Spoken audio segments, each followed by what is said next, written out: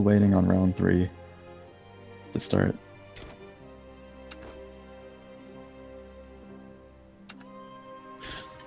Right, so I'm going over most of the deck lists. Yeah, it does seem like literally everyone has has Daria as one of the deck choices. All right. Haven't actually found anyone with Haven yet, but I must admit I'm really curious. What do you think? Which sword list is going to be the most prominent here? Well, last time I remember tuning in, a mid-range sword list actually made it all the way through and conquered Grand Finals. But as for the most commonly used sword lists, I see a lot of control sword being around. Right, we're going to go straight into a match with Codex and Aelia here. Sorry for the delay and the technical issues in other ways.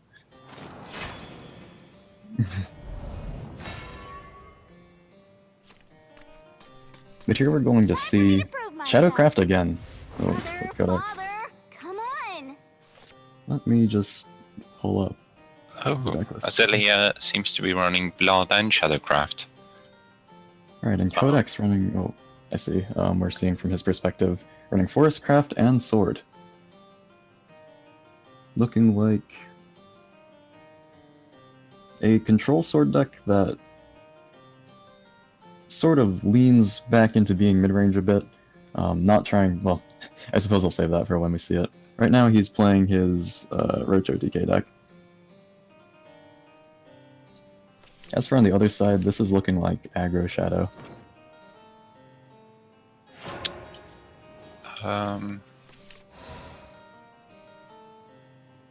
Yeah, it is. Yeah, it's triple Goblin, triple Skull Beast. This is really heavy on the front side. I'm noticing both players doing a lot of not playing cards and drawing a lot of goblins. Maybe this is a Spectator bug? Because I have seen this happen before. Uh-oh. Looks like goblins have entered the programming of the game, and we need to shoo them out.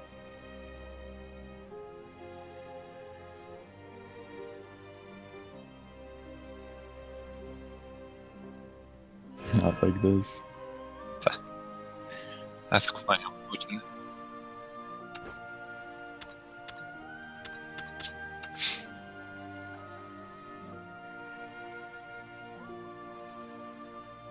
I see. Looks like the small goblins of Hearthstone are coming into Shadowverse now. Right.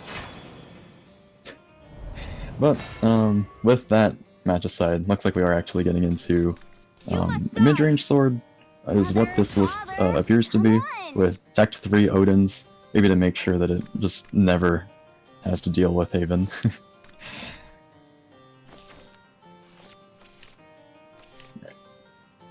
Let's see.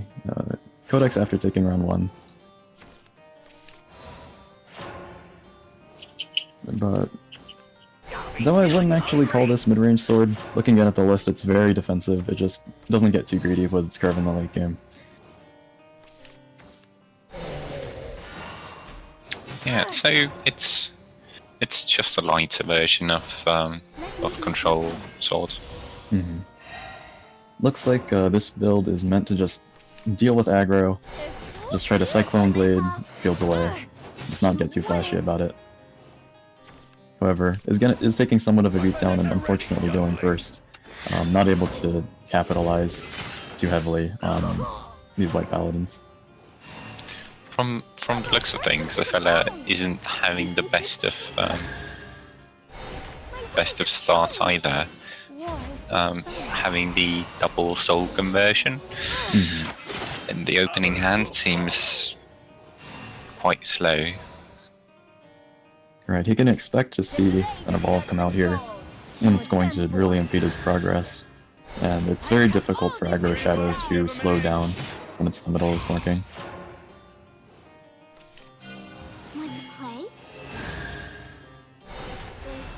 goes for the evolution on Rabbit Necromancer. Not wanting to use up a soul conversion yet, needs to keep its board.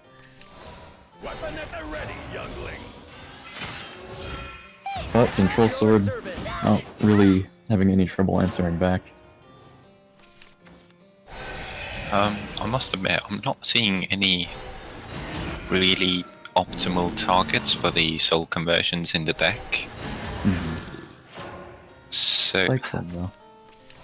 oh wow, Aelia seems to only run 2 soul conversions, so just happened to draw both of them. Right, we see an Attendant Knight that they've been intended for now, but Front Guard General, by the time he's cycled through all of those options, not looking ideal. Still seems to want to take it out. He is definitely the one being aggressed upon now, as he's made his best effort to deal as much damage as he can and stabilize on board. Having some trouble with that, and these Alberts are going to be enhanced soon. With his evolution point left, with White Paladin, it's very close to lethal.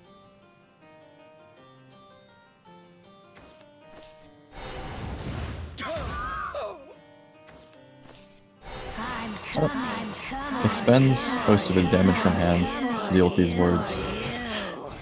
Does stop the lethal for now. Of course, but doesn't seem to have a good follow-up. Right. Even if he just simply went for the Albert here, that would be 10 to the face and no clear answer in hand. Sky Knights, prepare for battle. That seems to be the choice here. Doesn't use the evolve yet. Not needing to commit to it, knowing he doesn't have lethal quite yet, but scouting his opponent for an answer like Dance of Death or the like, knowing he has another one ready in hand to finish that.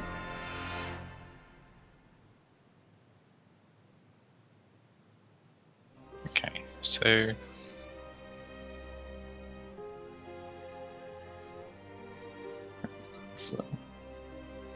Codex advancing 2-0, and that round more or less finished up.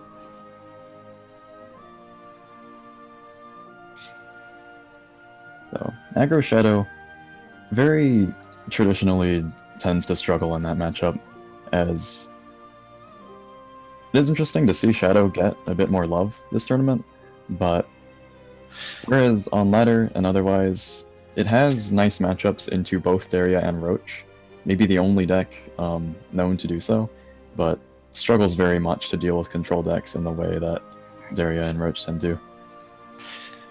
yeah, Shadow doesn't seem to have a good removal for the class. If you're not playing control, of course, control having the lurchings and Necros and so on. But the aggro variant, just having Phantom Howl, which I suppose you kind of want for more face damage usually, and then Dance of Deaths, which also deal face damage, but they're not very effective at clearing out the board, because if you're using 5 mana to take something out, then you're usually not committing anything else on the board. And especially ineffective against Control Sword, where they have a massive ward that turns into a ward that still eats 3 ghosts from Phantom Howl. Very difficult to get Cerberus into Phantom Howl in that matchup.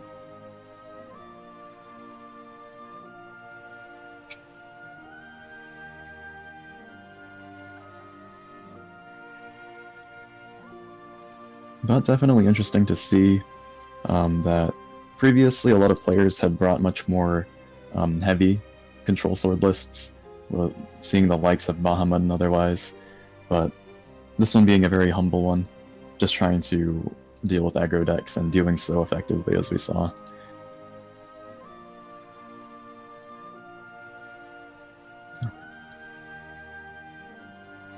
Yeah, Let's see, so current standings as we move on to the next round. We see Sky Sama not The player I remember from last time, 6 points. A very large roster of people with about that many points. Apodo as well. Onion Sheep, roping his way to victory as usual. Noris Waifu from last time. Still trailblazing alongside FLCL as well. Let's see. Gengar, the Lionfish Lover, among other regulars. Let's see. As for players that have managed to just take about 1 round off and get 3 points, in all caps, I am not you. Pretty good name. Let's see, Hiei, someone I recognize from Twitch chat very often, a lot of streams actually. Not someone I've seen play in tournaments before, but best of luck with that. Any names I remember from the Discord? Looks like Solek dropped out, UA dropped out as last time, as well as Dino T. A lot of names of players I'm used to seeing get quite far. Red as well.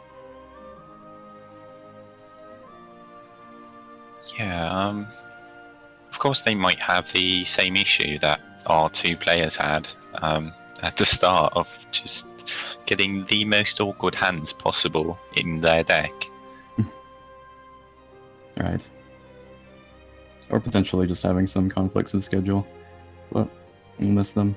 I think I saw the name of Juhob earlier, the champion from last time around. Maybe still representing Nephthys and mid-range sword.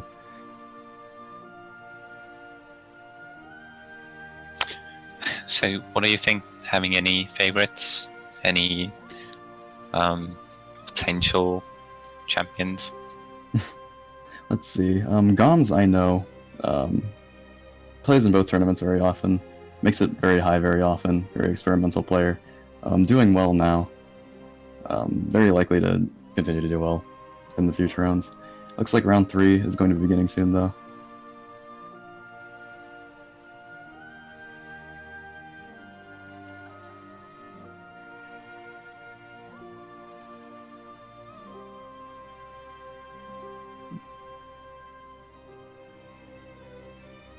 Alright, looks like round 3 starting up now. IP93 gets a bye.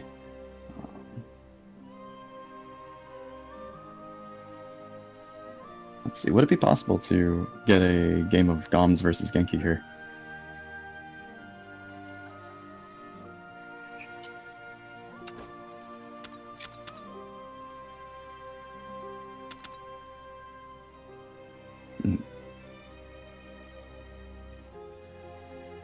So I'll be joining this game of Goms versus Genki from Genki's perspective. Looks like Goms bringing Wolf Bolt for his craft alongside his Daria rune. Oh wow! And Genki is playing Haven. Seraph Haven, or Seraph Haven with Satan. Right. Right, okay. I Doesn't often have any see... guardians. So this is the heaviest deck really that we've seen. I remember lately a lot of Seraph Havens have been running that one copy of Santa, or Prince of Darkness, just in case they happen to come across a control mirror, and if they can't rely on winning with Seraph from maybe 2 Odins coming out, they still have at least some kind of fighting chance left in that game. Yeah, it might be worth it with Haven having some really good draw cards like Sacred Plea and Hallowed Dogma, and yeah, they seem to have enough reload to just have some dead cards in their hand. Alright, as you mentioned, not having Guardian Sun is going to make it very difficult to deal with the Rocho TK matchup. Not something that Sunless Haven tends to really run that much to be able to deal with. In fact, looking like his deck list is actually not taking any wards in. Going to be very difficult to survive here. Yeah, I'm seeing none whatsoever. It is really just a value deck. Mhm. Has a fair amount of healing, no Elena's though, so it's quite awkward. It's likely he's built this with the intent of dealing with Daria more so than OTKs, because sometimes this deck can become very inconsistent with the addition of all of that ward alongside its healing, drawing, and the combo. Yeah, so looks like they decided to go with the route of having the Guardian deck without the Guardian, so everything else is more or less the same. Though he's in a very difficult position here. Usually, if Haven can go first in this matchup, and it gets hit by that massive Ancient Elf at the beginning, it can reach its turn 4 and just play out the Tribunal, is what it's called. But not finding an appropriate answer here, as well as going second, and being filled with combo pieces, looking very difficult for him when he's in this matchup where his opponent has already found a lot of parts of a Rage combo.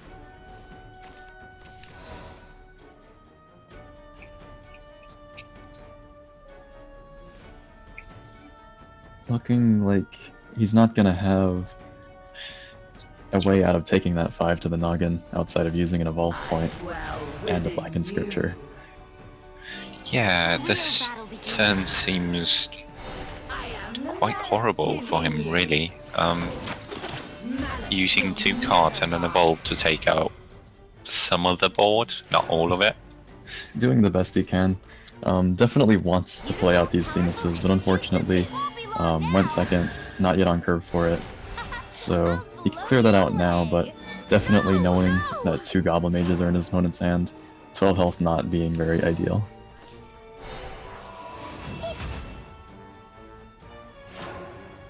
Okay. He'll do what he can, but... So, from the looks of things, he might be able to... Okay, never mind. I was going to say that he might be able to heal up enough so White Wolves don't do as much. But White Wolf aside, looks like he's just going to get the 1, 2, 3. But Gobu coming in strong. Looks like that's just not a matchup that he really built this Haven deck with the intent to be able to handle. Yeah, definitely not. It looks like it's like an 38, 30-70-ish win chance for that deck against Gobu. Of course, that was a kind of a special Gobu, but we didn't really see the Wolves come in, so... Right. But interesting to see a Haven deck that decides to cut, really playing the ward on any of its followers at all. Possibly we'll see what his idea for it is here in a matchup against a deck that doesn't really so much as find itself troubled by ward. Yeah, I'm finding this quite surprising that he decided to go with Haven again. But I suppose it might have a better chance against Daria. Judging from if he's going to be cutting the wards but playing combo pieces for Seraph and as many board clears as he can manage, it's possible that this Haven deck is mostly crafted for this matchup. So we'll see how that goes for him here. Maybe, just maybe, this magic will help. Of course, the Priest being on an excellent counter to most of the Daria deck minion list. With the exception of the giant eyeball Ugler, because that usually does get evolved. Not here though, of course, but... Right. Turn 3, playing out a Floral Fencer essentially from his hand, minus the Knight.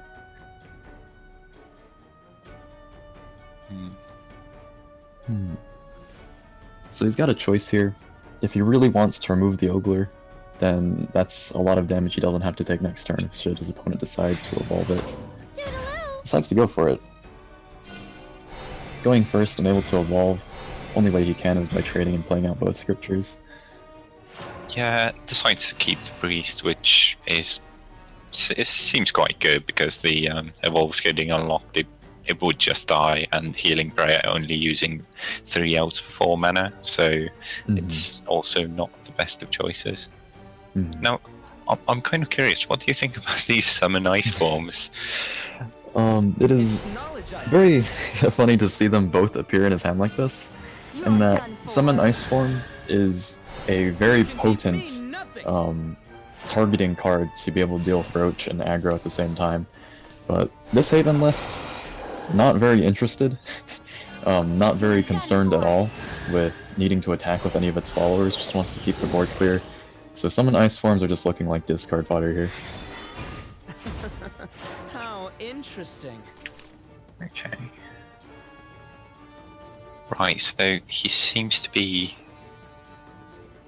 That's actually a nice ad. He's cutting a Kaleido for the Summon Ice form. So this Daria deck is a bit more focused against Daria as well. Right. And Summon Ice Form does perform very well in the mirror match, whereas usually outside of I think Emilu and Clay Golems and Craig, there's not many important targets to be hitting with Kaleido, as you don't want to get your opponent, you don't want to hand them back and evolve Levi. This is kind of an awkward turn. What do you think? Like I was thinking about going Priest, because then you just run into the Ice Form, banish it, and then have a 4-1 as well. And then keep the board clear for the Daria turn.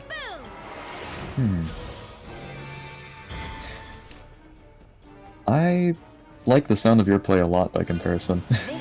Yeah, you would also have a Unique on board, so... Then again, Unica would just die here, but that's Daria for you. His line of play is going to be punished by that Piercing Rune. The Ancient Lion Spirit only surviving with 1 health.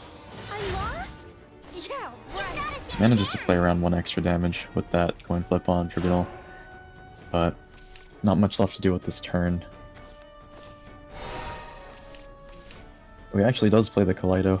A lot of damage in that hand, ready for use. So not looking like this is going to be a safe turn to just let his Seraph go. Wait, that's... Oh yeah, of course, the 2 of them are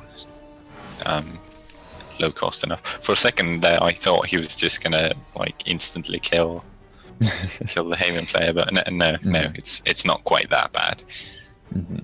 He has him at 1 should his board be cleared this turn, but no Themis in hand.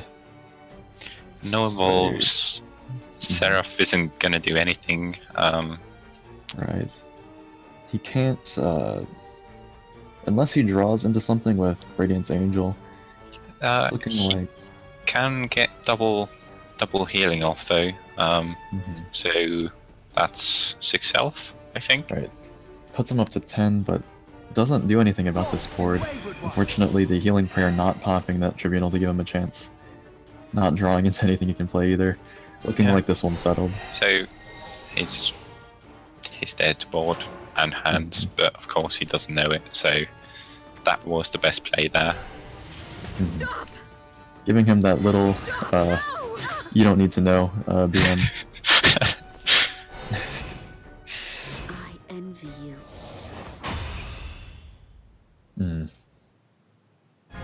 Though, I am curious how that game might have gone a little differently had he gone for the Priest of the Cudgel instead of the Ancient Lion Spirit on the previous turn.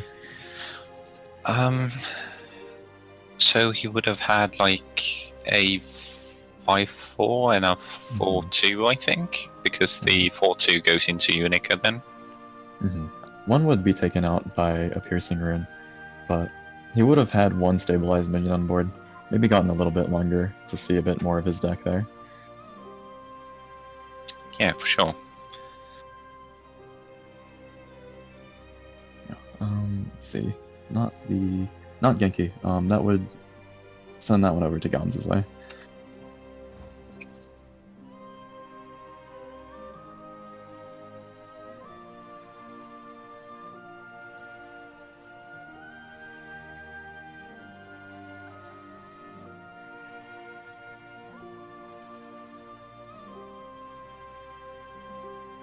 Onion Sheep versus... Let's see, I'll just control it.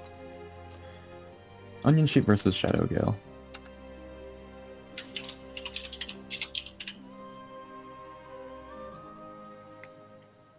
It looks like we'll be entering this. Onion Sheep on an advantage. Onion Sheep with Swordcraft and Havencraft here. Right, You must die. wait, who is the second person? Fighting in despair, all you know. Let's see, we'll be... That'll be Shadow Gale's, what looks like a very pure Seraph build. Not running Satan in this one. Oh, actually no, not pure Seraph, my bad. I just looked up and sees this is Elena Seraph, actually. Versus what appears to be... something I'd like to call Control Sword. A lot of defensive text in here, but again, a very not greedy curve being run here. Only one copy of Olivia, so arguably mid-range. Of course, not having the best of hands again, getting duplicates of 3 cards. But does build a lot of advantage. That's quite nice for the Haven player, getting Elena down so quickly. What do you think? Is the Sword player gonna get overrun by Haven?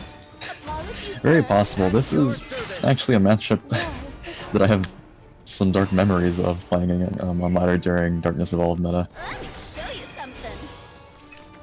Look at you. But going second does give Sword a lot of time to try to keep the board clear. Otherwise, Sword trying to play a very grindy strategy usually, if it doesn't have the pressure it needs to try to aggro out an Elena matchup. Let me ease your pain. Couldn't clear the whole board that turn, so healing coming in strong. Right. One big problem that Sword's going to be facing here is that even though he plays to try to keep the board clear so that Elena can't do too much to him, he is losing a lot of face damage that maybe he's not confident he can put down enough, but without running Odins in this deck, that Seraph might just seal him out of this game. Yeah, from the looks of things, the early Elena got some intense board pressure. From what it's looking like, it might be Seraph coming down next turn. Right, unless... With that whole Soul Sling not being able to kill anything, it'll be difficult to play 2 cards at the same time here. Or at least, to mount the board in a meaningful way. He can clear his field to protect his life, but not exactly the win condition that Haven is looking for. Yeah, this is probably a... You don't even have to play think about this play, it's just a clear board, like, that's the best you're gonna get as Haven. He has 2 pieces in hand to pop it with. Albert can find damage next turn, but should he just cycle through 2 steps of Seraph, that's going to be 15 damage and then pass into losing. Yeah, if the Sword player doesn't found Odin quickly, then he really doesn't stand a chance. The Thermist Decree just coming in, destroying any chance of overrunning the Haven player.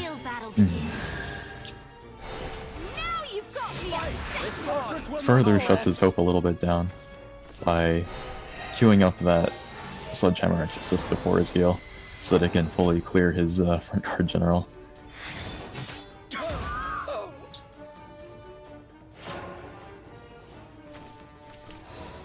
Right. Albert here with a half shot, but he knows once he clicks that button it's over. Decides to click the concede button instead. Good play. Good play.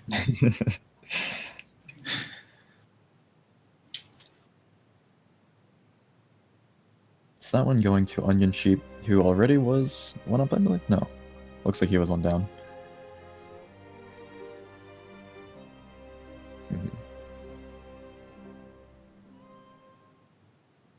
So moving on to the last game of these two.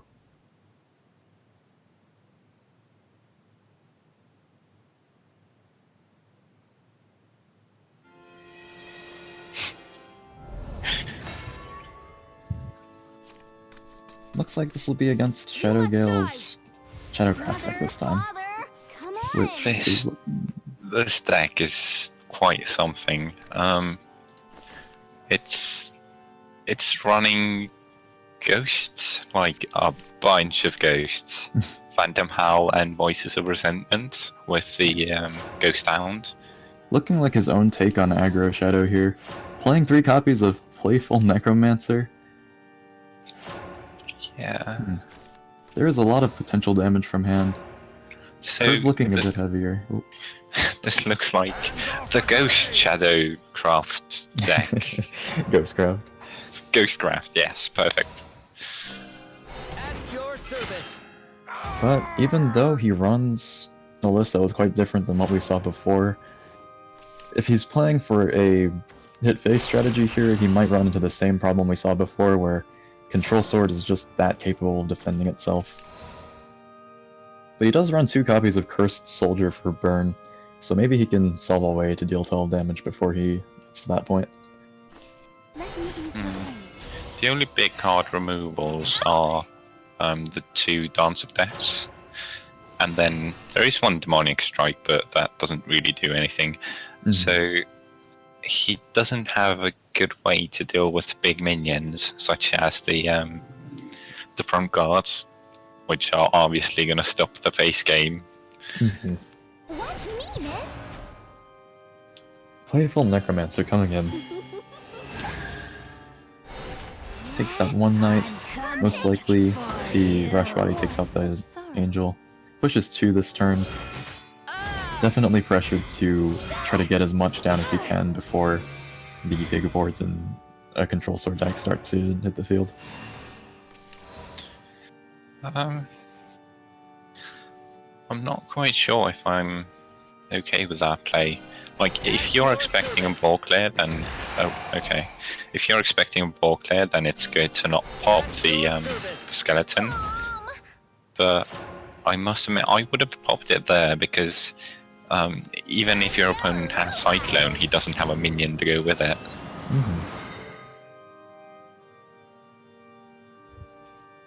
Their doubled hold Sword Swing, giving him the extra damage on it.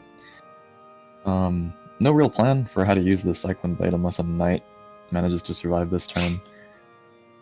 Aelia's command is his first... Are you ready for the 5-mana Angelic Barrage? I mean, Whole Souled Swing already being a very heroic flavor for how much work that knight can put in. Being able to slash his way into the board and then Cyclone it out would be a lot for a token to handle.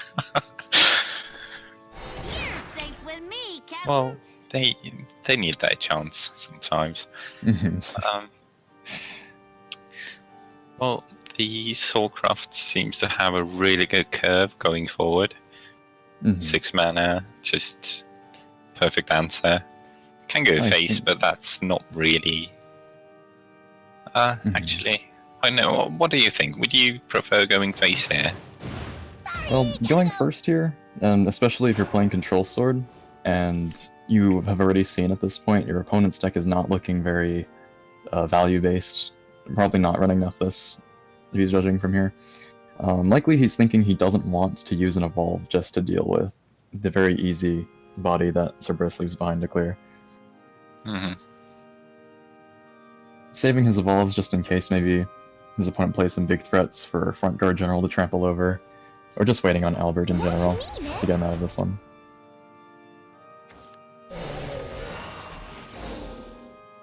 but maybe noticing that he is starting to run behind in cards here. Yes, I'm coming for you. Blimey. Okay. 4 as well. Decides to take the damage on the bigger minion here. I will abide. No 2-drop in hand. No Unica gonna Cyclone Blade its way out of this. Brothers in battle. But even so, Front Guard General does have the health to survive 2 trades onto this board.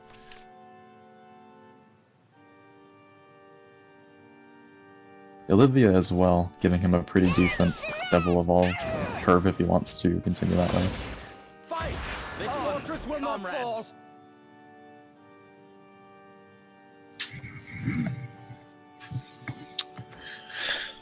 I'm coming for you. Okay, so Phantom Howl coming out.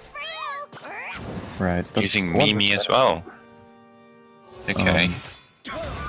Maybe thinking that his opponent, playing Control Sword, already at this point where he can play another Front Guard General, and he knows his hand can't deal with that. Thinking maybe he needs to push this damage from Storms as quickly as he can. Yeah, this does seem like a desperation play. Doesn't want to delay, like, 2 more turns, I guess. With a Cursed Soldier in hand, he only needs to find 6 more damage, but likely going to have some difficulty pushing that when his hand is pretty small otherwise. Yeah, I'm quite surprised to see that he runs Ghost Hounds as well as Unica, because that's you're kind of front stacking your hand a bit, or like your deck a bit, if that makes sense. Like you normally don't want that many cards in that slot. I will abide.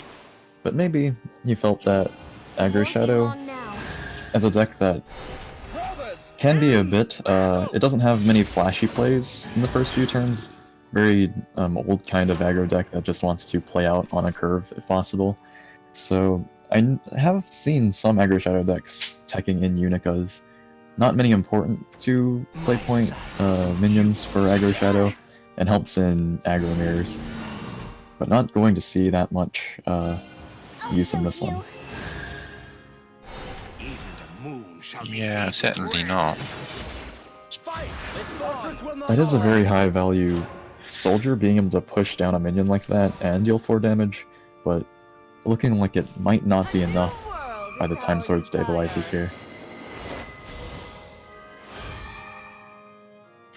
There is still a chance. Actually, oh no, never mind. The Shadow player has run out of shadows because the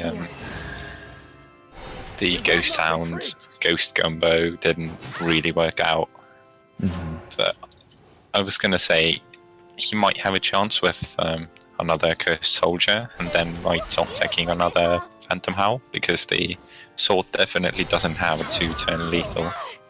Oh, but Dance of Death actually dropping Sword down to 1 health here, should that Rabbit Necromancer's effect go off.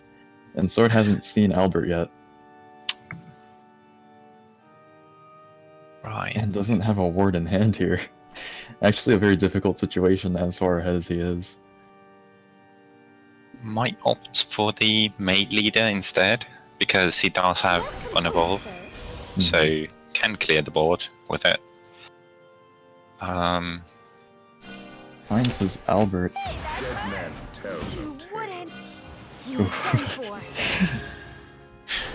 Definitely must not have felt good to take that too, under these circumstances. But he knows. Seems a bit risky, yeah. So, what can the Shadow player top? Oh, A Cerberus would have done it. Another Phantom Howl. But looking like Skeleton Knight, not what he needed there. Has Lethal on board. Gives it to the Maid Leader. Albert can just rest this one out.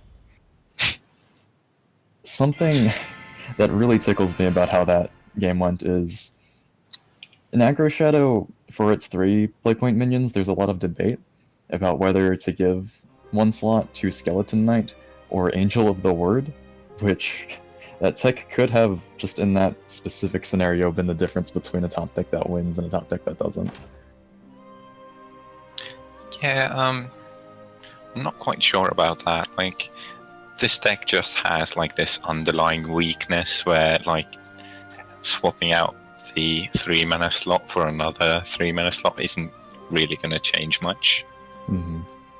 In the scenario of that last 1 damage he needed, though. Yeah, bit unlikely to not have gotten anything. It does have mummies and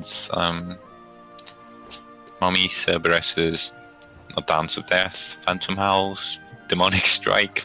Even Voices of Resentment would have been enough. Oh, that game goes to Onion Sheep, all that aside, but it must have been heartbreaking to see one of his 2 Skeleton Knights top decked under those circumstances. A lot in his deck that would have done it for him there. Though also very interesting to see him get close to beating such a difficult matchup, using a very unique build of Aggro Shadow. Yeah, he definitely was like quite heavy on the mana cost there. Mm-hmm. Well, for an aggro deck, I mean. Of course, running the Coast Soldiers does give you like a bit more stats to play with. Mm-hmm. Crystal came a lot in handy in giving him time, taking 7 attack off the board, and dealing 4 at the same time to Fella's opponents being quite low. Let's see. Necromancers were a bit. I'm not a big fan of that there. Like, it's nice to have Ghostcraft, but Damage probably short. should have gone with Tina, or I suppose it's personal preference, really. But come to think of it, I'm not sure if Shadowcraft has had much of a had much success finding good 4-cost cards in an aggro build other than Phantom Howl. Playful Necromancer does give them that damage to face, and that damage to face almost mattered in that game, but just not quite.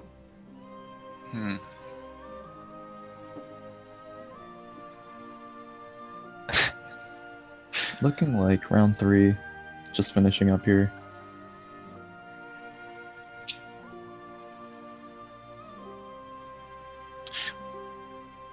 Let's see. As for standings, Onion Sheep, who we just saw take 1, is one of the many players in the lead with 9 points and 3 wins, along with Apodo, who has been standing strong. At Fulminata, Kyo, as well as Gengar on top as well. Gom's also doing very well. Shadow Gale, that was his first loss, but still looking strong in 2-1 situation. Exiv from before as well, 2-1. Let's see. Voodoo Kick as well.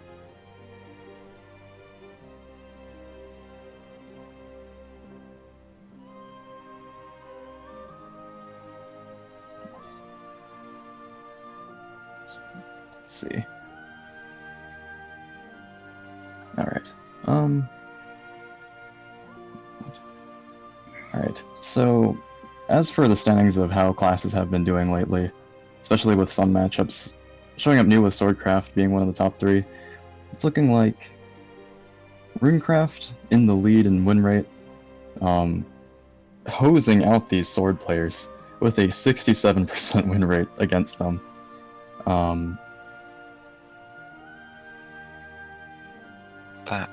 That is quite impressive, really. Having a 57% win rate in total, which is like, that's just insane to have.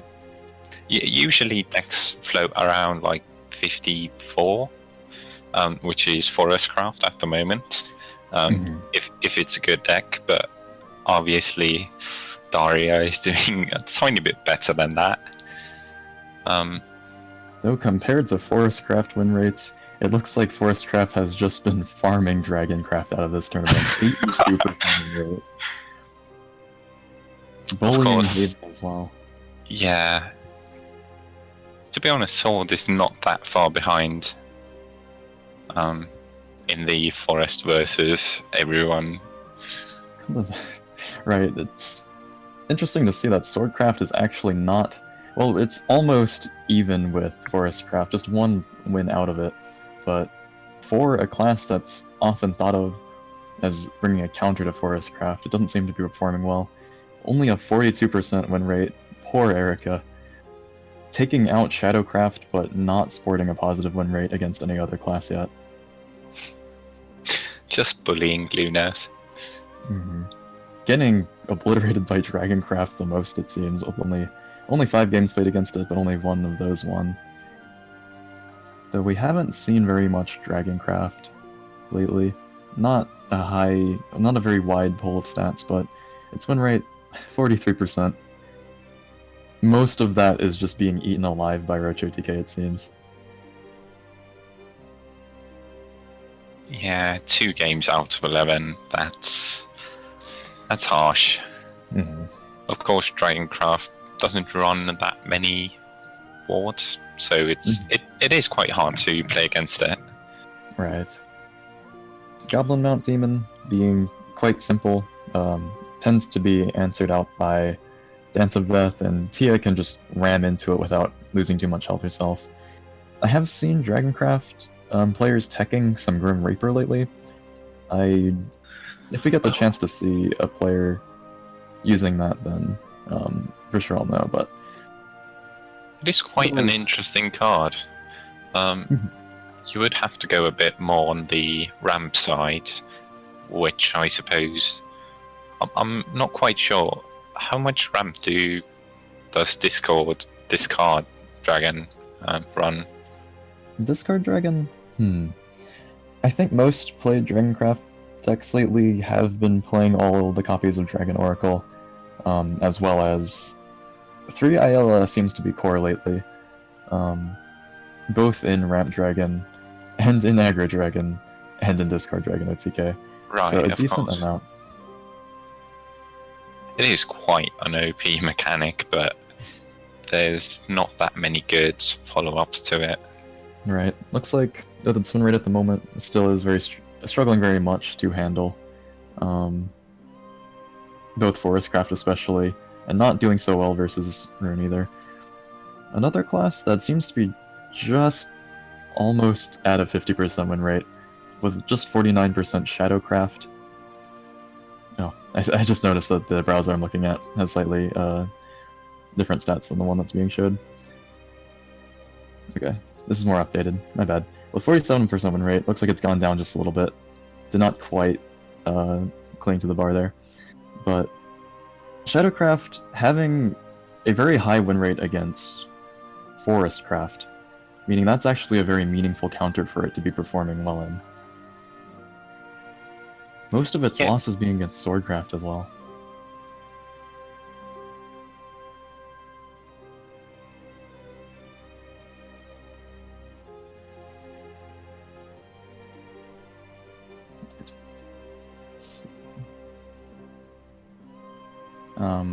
Match is almost over, but there is one more going on that we will be in time to catch here. Which was versus...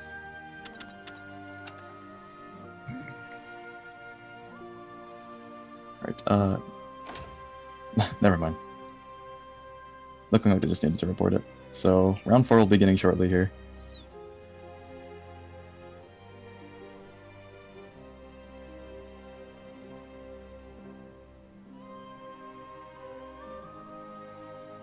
Let's see. As I was... Something interesting about that Shadowcraft has been doing well versus Forestcraft, particularly with a 60% win rate, it looks like. But looking like most of its losses are actually attributed to Swordcraft, which was otherwise the lowest win rate and all. There's like a little triangle going on in how counters are countering each other, as everyone tries to take a wedge out of Runecraft and Forestcraft here.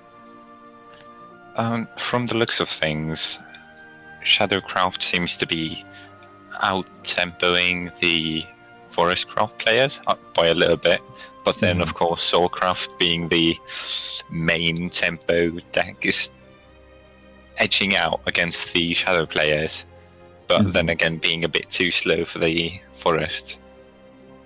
And as we saw earlier, if most of the Swordcraft decks being brought are representing Control Swordcraft, and also if Shadowcraft is being brought here mostly as aggro to try to deal with Forest, then it looks like that matchup is just not working out well for them.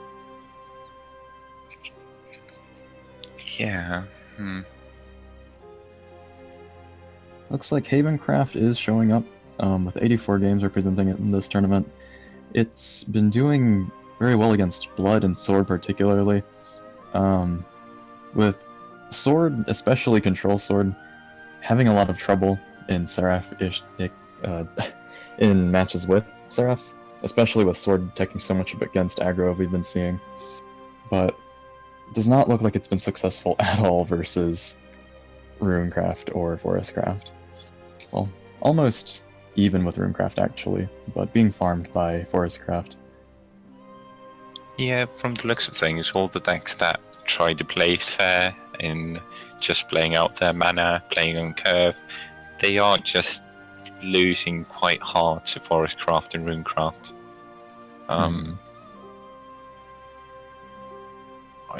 I suppose it's not quite that bad, because there is of course like a lot of those decks, but naturally you have to have something else. So you can just have your second deck do whatever against Runecraft, and then have the Haven for specific matchups that aren't as prominent. I'm not sure if this is a term in Shadowverse, but having rogue decks, which I'd consider most of the Shadowcraft, Dragoncraft, some Bloodcraft lists as well. Like, there are ways to counter those, and there is a sizable number of them, so it seems reasonable. So we'll be moving on to round 4 here.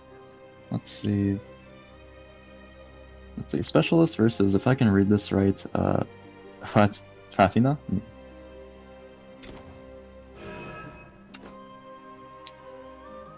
But I think, just to answer your question, well, your query, I'm not sure if rogue is a term used very often by players, but I think it's a known term in card games that could describe a lot of the other crafts outside of the main two being played. Just a lot of tier lists especially have been placing most other crafts as far down as tier 3, and we are seeing their win rates tanking a lot versus both Runecraft and Forestcraft. Yeah, it's quite surprising to see Soulcraft, which is usually tier 2, I believe, with all of its decks, to have such a poor win rate. It's possible. Go ahead. Sorry. It is possible that just with the way players have tried to prepare Swordcraft for this tournament, we haven't really seen anyone playing it quickly yet, or with the intent to play aggro, but as a tech that's supposed to be dealing with trying to keep boards clear and take out aggro, it's working against what we saw with Shadow, but really struggling to get those wins in against Rune. Only 12 wins out of 36 games so far.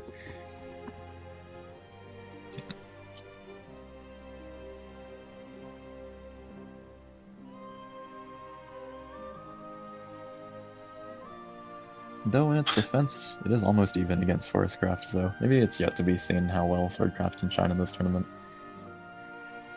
Oh, that's actually quite poor, though. Having so many wards, probably being the deck that has the most wards, it's supposed to win against Forestcraft quite hard, I suppose. And like, if your best win rate against like any deck is 50-50, then you're not doing something right. Right. Can't exactly be called a counter for a class that's trying to do that.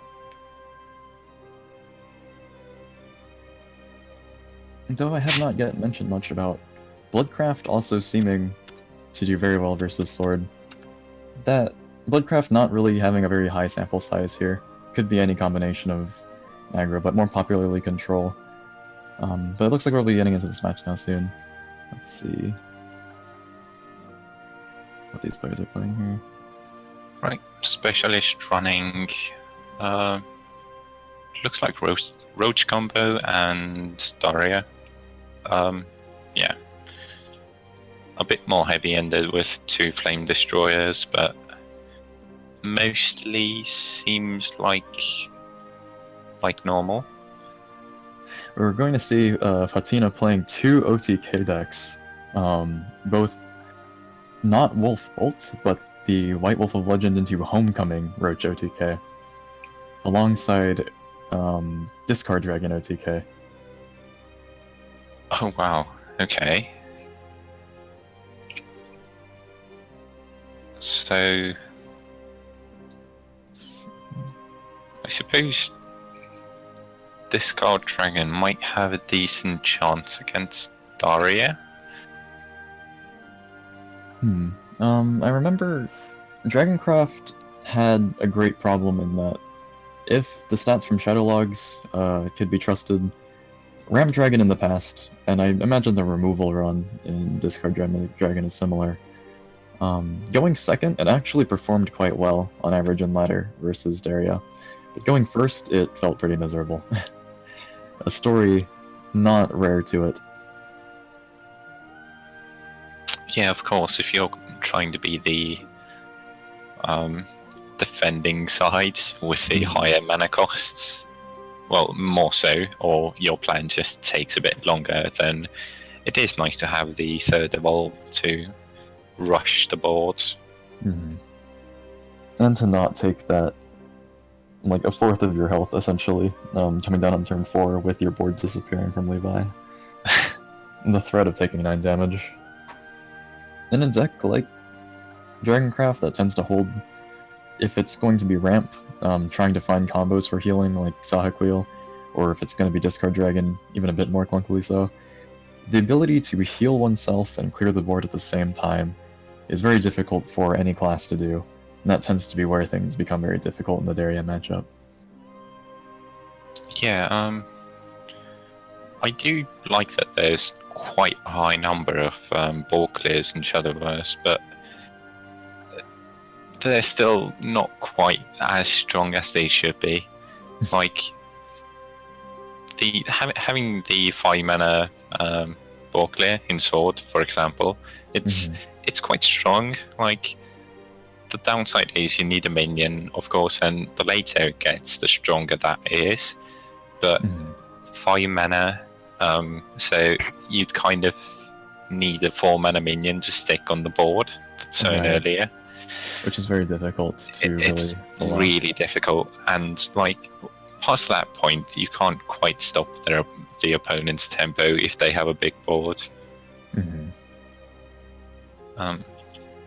So, you know, it's a bit better to have the board in this game than try and rely on ball clears. Well, in my opinion, really. I would love to know what you think. Like, do you like ball clears? Is that a personal favorite? In Shadowverse, I feel that Rise of Bahamut printed a lot of board clears with a very specific target in mind, maybe by the name of Sea Queen Otohime, in that there's a lot of minions with evolve effects like Ancient Lion Spirit, even Cyclone Blade for Sword, Mahez dealing 2 as well. There's a lot of low clear, even Lucius as well, being a turn 5 fanfare for 1 to 2 damage.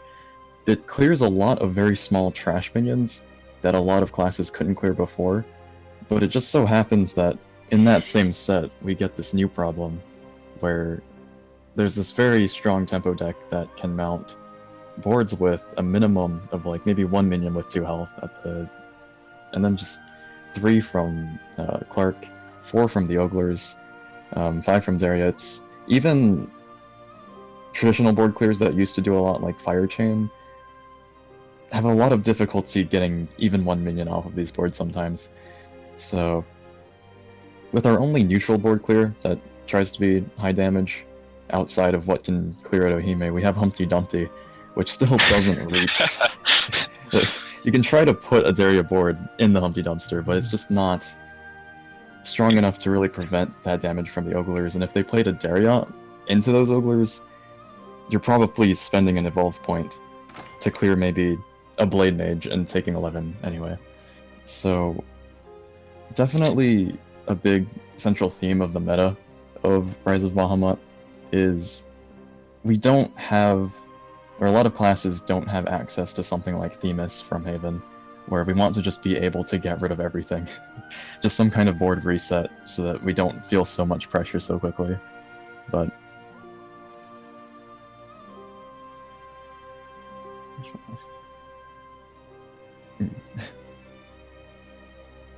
I don't recognize the name specialist, but maybe a Hearthstone player. Looks like he's made his way into this match here.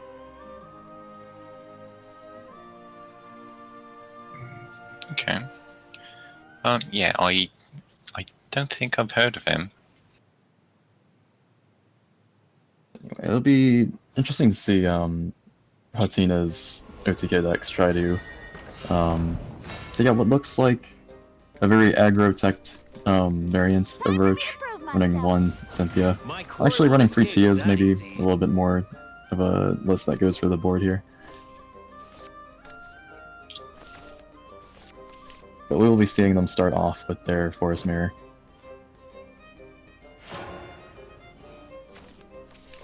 Though this is actually a matchup I'm not that familiar with. I don't see very much Homecoming OTK Roach. I've admittedly been hit by it before, but... It's a bit dodgy. You do need a high number of cards to pull it off, which is already kind of an issue. Of course, if you keep drawing and like stacking your hand, it's no problem. But the thing is, you are going to get pressured, and most of the decks we see are usually either going to outpressure Forest or then just fall flat like the Haven did. Right. In this matchup, it may be very difficult for him to make it as far as getting into that combo, because there's not many wards outside of the Ancient Elf that he hasn't seen yet that could save him from an OTK. And it's unlikely that his opponent's game plan is going to need to mount too much of a board to give him a chance to get his wolf / words to trigger here. Are both players running Eagles? I think someone's command is only in Specialist's list. Right, I must admit I'm liking the Eagles quite a lot. Because he's getting the face damage in, which is sort of hard to do without Roach. So he's kind of like preparing the opponent to get OTK'd, which, I mean, it's no longer an OTK then, but he's doing some serious work. Usually unless... Oh, sorry. Yeah, I was just wrapping up that it's just easier to combo your opponent that way. I'm used to seeing that it's actually quite difficult for even Roach OTK, despite its name, to actually take its opponent down from 20 health in one turn. So there are a lot of techs either trying to build the deck to chip the opponent down by controlling the board, or some lists do run Selwyn's command just to force it through. Ideally, having its opponent at around 15 health is when, around on turn 7 or 8, assuming it has a 0 cost, combo mage in hand, things start to get really difficult to play around. Angered me now. But not really having pieces for the combo here, just putting a Tia on the board. A Tia that is fresh fodder for an exact damage Will of the Forest. I'm sorry, Tia. Stop it. Must admit, I'm a bit surprised to see that card get like perfect use, but that was probably the only board state where that card is useful, because you don't really want to use it on a single card like Ancient Elf, so you kind of just need a Tia there to be on the board. It would have given him much more pressure if he was able to find a Tia, but Will of the Forest, I think usually a deck like his where he's playing it to be a bit more like an OTK could just be a way to try to get pressure off of himself, but as he does run Roach as an integral part to this, trying maybe just using it to get rid of wards isn't bad either. So we're seeing both players just starting to run out of resources, but 2 Ancient Elves is definitely going to make this difficult to deal with just fairies and a goblin outside of the Roach. Yeah, that was quite a nice turn. It's really hard to get Roach damage in with the Ancient Elf bounce. Right. It does take quite a while. I must admit, I'm surprised that none of the players are running the PTP with Alter Fate, because that deck seems to be a bit faster than either of these ones. I'm actually not sure if I've seen PTP Forestcraft brought into tournaments lately. I know a lot of players have been struggling to try to make it work, because it has such a long-lasting game plan to try to get through its entire deck to build up those shadows, which, once PTP is active, it's a really good win condition versus Daria, but difficult to get that far, and unless it draws the rest of its tempo cards like Tia, also struggles a bit against Roach, so maybe players feeling it's difficult to play it on the ladder against these matchups. But we will get to see at the start of the next game, still playing his Homecoming OTK, this time against Daria Rin.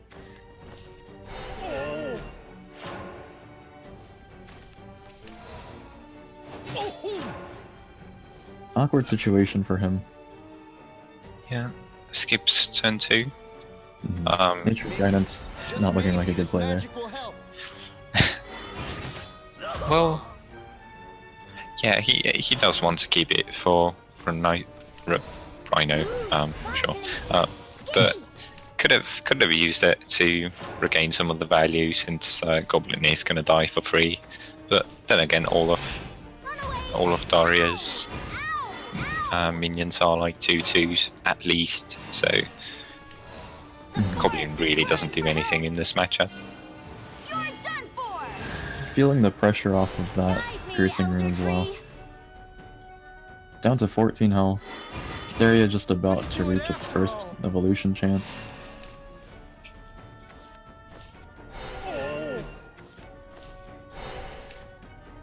However, unable to play Daria this turn. Not looking like there's a very clean way to get rid of that Elven Princess Mage. Atone with your lifeblood. It'll work this time, maybe. Does get to play out his entire hand, so he's getting the most value out of every single card. And with a 2-cost Daria in hand, not looking like there's a clean way to clear this either. Will of the Forest would have helped out a lot here. Unfortunately, can't find it. I'm the Force Protector. But a lonely ancient elf doing what she can. The journey continues. Couldn't do it after all. unfortunately, he's going to trade 1-for-1 for the demonic strike. 4 damage goes face.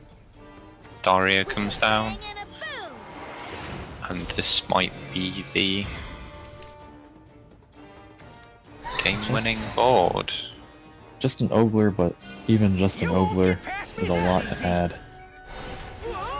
Yeah, having the 2/2s from before and now evolving one of those as well. Totaling to 14 health on board, so Will of the Forest has lost its chance to really help him here. Forest Craft, of course, not being able to top tech Themis. Feels bad, man. Maybe that's what every craft wants, is just for Themis to be made neutral. Yeah. Maybe if he's considering something here, could be counting how much he can remove from this board with Roach, see if he can dodge lethal. I must admit, I would be quite happy to have seen a deck like Daria on some other class. So we would have Haven that has Themis, and then Earthrune, which also has the banish the whole board card. So you would have 2 classes that kind of have a control the answer. As it stands, you just have to fight for the board no matter what deck you're using. Right. Kind of ironic that Runecraft also has such a handy answer as Clowna's Curse, but we do see one Roach get traded here. Ancient Elf. Almost. Nope, there's the Piercing Rune. I thought for a moment he was alive with 1 health remaining, but Piercing Rune definitely sealed that one shut. Whoa, you're strong. Didn't get to see his Discard Dragon OTK, but looks like his Homecoming OTK not going to prevail against either of the big 2 here. So that game's going to, when that match is going to Specialist. Of course, seeing the power of the 2 strongest decks, I would argue, seems quite good. Seems good. We did see that as his OTK Forest had a bit of a build that wanted to be heavier and go more for the late game, Will of the Forest did manage a pretty decent clear once, but it takes a bit more than that to really stabilize against decks like that. He never really found a way to really push himself to make it all the way to turn 8, have a good turn where he just plays the wolf and nothing else, and then gets use out of Homecoming the way that he'd like to. Yeah, It's possible to those might just not be the matchups that he's prepared to face with that. perhaps not. He would have needed like a slower turn to get all of that going, but of course Daria coming down for 2 mana and then refilling the entire hand, that's just not going to happen.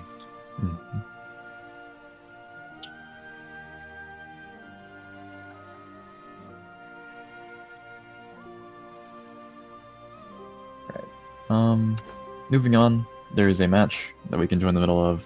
Nara's Waifu versus a Korean name that I do not know how to pronounce as well.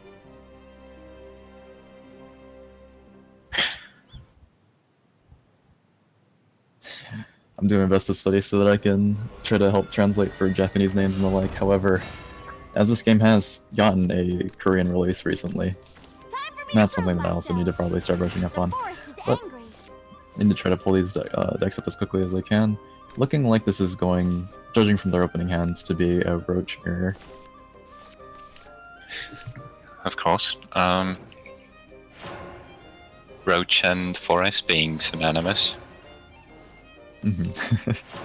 One of them could surprise us by playing an OTK, but very safe to be playing Roach nowadays. Let's see.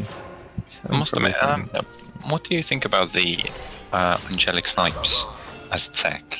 Outside of these shifts, I kind of feel like they're a bit weak for a card. I'm noticing, or at least the way this was explained to me before, was that Angelic Snipe helps very much in trying to get the OTK as consistent as possible, because if you would be playing, for example, a fairy in the place of the Angelic Snipe, then that's subtracting damage and with the limited board space you have with how many roaches you want to play. So Angelic Snipe can just add up to 2, which could be the difference between taking a game and losing it. Life's fate is that. Okay, yeah. That makes sense. Right, also in situations where you have to place Fatina on the same turn as the roach, and if you have a board, of course, then it is quite helpful. Running away is okay. Come on, let's play. Looking like, Let's play. despite being the first to be able to set up the Fina into Goblin Mage, a roach already found, in the other hand, with 2 Nature's Guidances, means this is going to be a race against the clock against each other. Yeah, of course. I'm the force protector. The player we're seeing is has a Tia in their hands, which of course they're trying to use, but of course getting instantly countered by the Dance of Death. Looking like that can't be helped though. Has to get this off the field. Just 5 damage to the face, and such a healthy ward. Not something that he's going to be able to deal with such limited resources as he has. May have to actually send the roach into the archer, Life's fate is that. This ends here. I or think he's just gonna... use an evolve. Yeah. This does give him a very clear dominance of the board. And just Dance of Death actually turning out to be a pretty slow answer to all this. This ends here. Oh, where's the angelic barrage?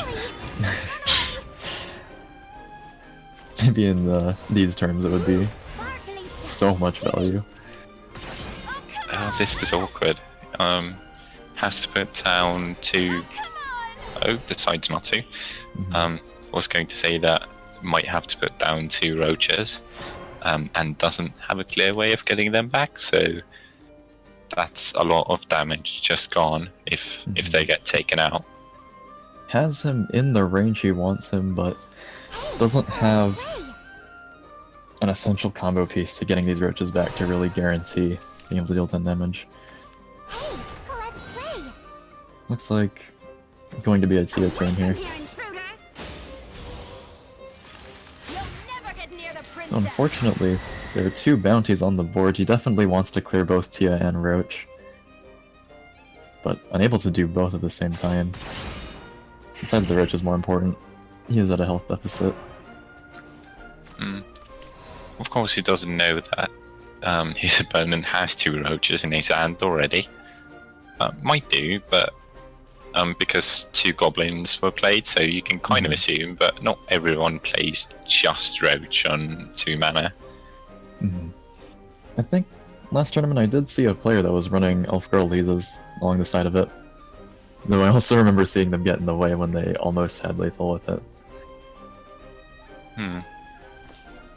Has drawn a Nature's Guidance, but struggling to discern a way to get past such a beefy ward as Tia. Hey, let's play. Of course, there's going to be the Ancient Elf follow-up, which is kind of going to shut down any attempt of going face properly. Looks like he's just... Actually, wait. What? Here I thought he was in a bad position. He actually has it. He saw lethal through that. Is it 6 damage? Whoa, okay. Strong. Okay, I'm not paying attention apparently. Oh. Well, my eyes are just not sharp enough to see that one. I'm actually very impressed by that lethal.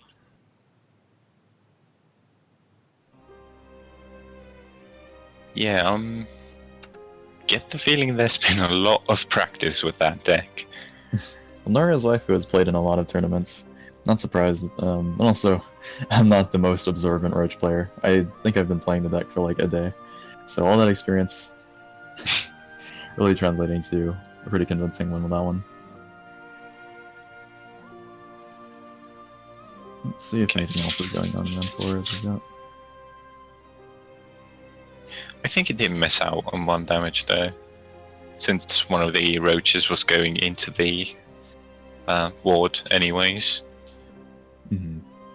The ward was on 2 health because of a fairy attacking in, so could have had 1 more, but of course irrelevant. It looks like we can join for the last fight between Apodo versus Seror. Right, at least that's how it's pronounced, I think. Right, Apodo. Okay, so Apodo running Seraph. Looks like pure Seraph.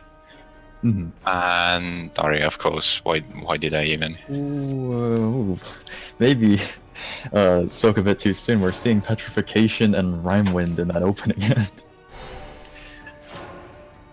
And Summon Snow. This is a deck list I need to pull up right now out of personal interest. Okay, that's not the Daria player then. Okay, cool. Right, so let's try to get some insight what we're seeing here. Oh damn. Triple sledgehammer. So this is going to be Path to Purgatory Rune, featuring the triple summon snows. The variant of this deck that wants to discard its hand and play as many snowmen as it can at the same time. Not a deck I'm at all familiar with. Not one I even think I've ever played against in a way that taught me anything. Well, it's first for me. Wow. Well, here we see the 6 snowmen. Unfortunately, I don't believe that when minions are played over the board, that they become shadows, since they're banished. Well, yeah. Probably not. Sledgehammer Exorcist. Oh, sorry. Go ahead. No, I was just saying, Sledgehammer Exorcist struggling when it has this many targets to hit. Yeah. The snowmen doing a good job, but of course, not having much of a choice with triple sledgehammer in hand, so. The real battle begins. Oh, wow. Now you've got me upset. Ding dong, getting killed by. Let me ease your pain. Getting excessively killed, getting sledgehammered. Actually, kind of feels as though that Sledgehammer Exorcist is not wanting anything to do with this matchup. Sort of took an extra damage there by not hitting the snowman with it. Yeah, I'm rather surprised, like, the opponent doesn't really have much of a ball presence, so, I mean, you shouldn't really be worried about snowman. Here's the board again, clearing in. I think what's happening here is he may be not perceiving this as a Path to Purgatory deck, but as a Conjuring Force D-Shift deck, and feels very pressured to make sure his opponent just has nothing to work with. Who's as old as dirt? Right, okay. It won't be long now. It's just like back in the old Let's see, days. at 22 shadows already, maybe not calling it that his opponent is playing PTP rather than a Conjuring Force D-Shift deck. His removal has only been helping him so far. Let's see. It's quite cute that both the players have the snowman sleeve. Seems appropriate. Right. Let's see. Up to 27 shadows with that summon. Ice form. Destroys itself. Up to 28. Rime Wind now with a target but not needing it. Just one more, and...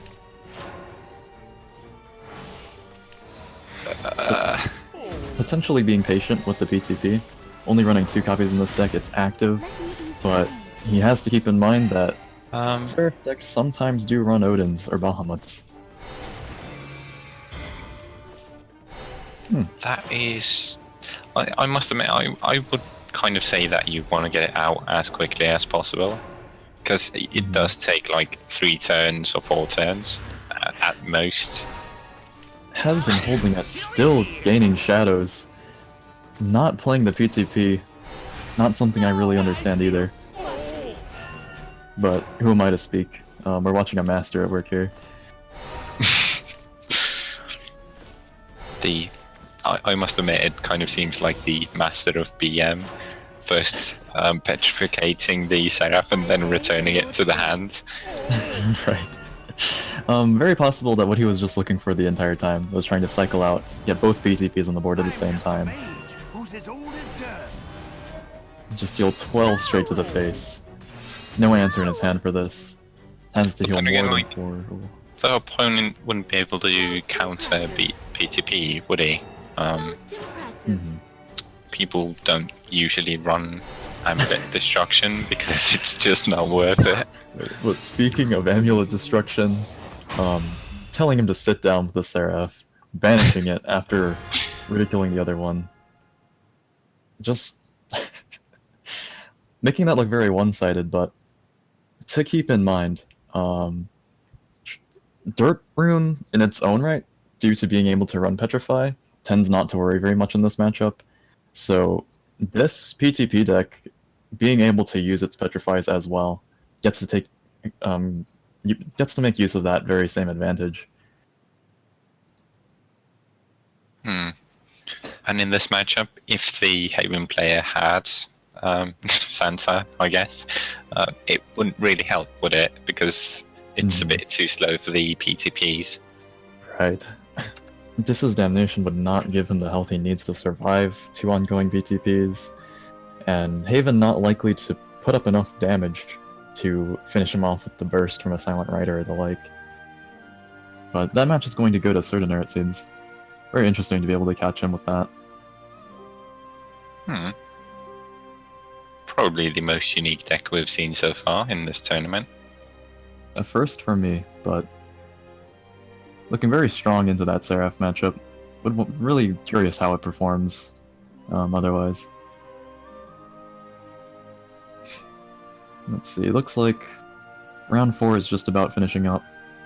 We have Onion Sheep still going undefeated. Serdanor, actually, the pilot of that deck we were just watching, is actually presently undefeated as well.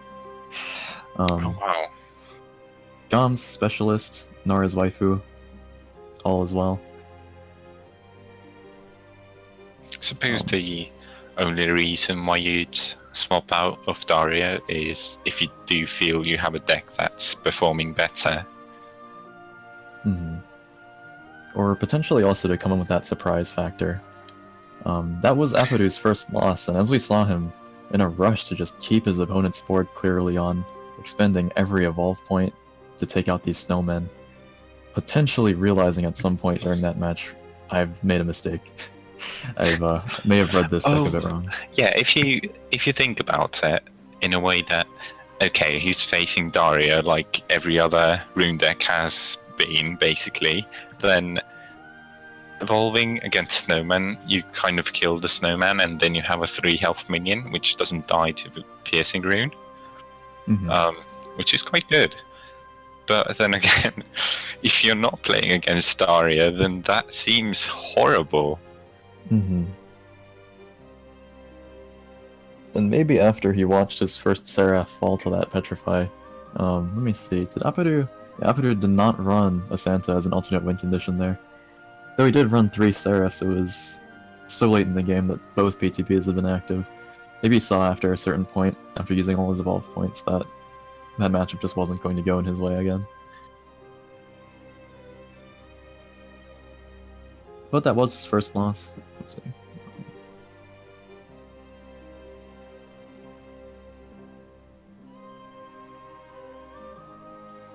Alright, ladies and gentlemen, we're gonna be switching up casters. Thank you, Hope, for coming in for the first half of it. I believe you that you need to go also as well. Hello? Yep. Alright, thank you for coming in. Appreciate it. No worries. Thanks for the opportunity. Right now we're gonna be starting up with round 5 for the second half of the tournament. And I will be the remaining caster with Mofu for the second half. So with that said, Hope, what are your guesses out of the players that you see right now? Who has a very Well. good standing, I would say. Both of you. Of course, the players playing Roco, TK, and Daria are going to have a pretty high percentage to just win a ton of games and like have the most consistent results. But I would love to see the Rhyme wind just take the tournament. I think we're both swooning over what we just saw there. Trying not to focus too much on that. But it looks like if we judge from the stats, Runecraft and Forestcraft are still dominating, unsurprisingly, as they haven't been seeing much resistance from counters that have been brought to play against them this time. But I was very surprised to see a deck like that being piloted by someone who's presently undefeated. Swordcraft's win rate, boosting up just a little bit. Actually now positive into Forestcraft, so I may have judged it a bit too earlier when it was pulling up as even. But only looking to be getting worse and worse for its Runecraft matchup. Alright. So we'll go ahead and switch it up. So we'll be starting round 5 quite shortly. Once and the brackets being made. We have about 42 matches going on, times 2, that's 84 players remaining left, where about 45 players dropped. So, pretty still a strong set so far, I would say. So, we're gonna go ahead and start up with the next match. Starting with... What do I want to do? What would you like to do? You haven't chosen anything. really yet. hard. Oh, sorry. Go ahead. Oh, really hard not to say that I want to watch Seror here, but I'd like to follow some of the players that have been doing particularly well. I look at Goms and I see he's playing versus Seror. It'd also be interesting to look at the match that Onion Sheep is playing against Sia, who we haven't seen yet. Okay. We'll go ahead and go to that room match. 86-135. Could you tell us a little bit about their decks? I'll pull them up real quick. Let's see.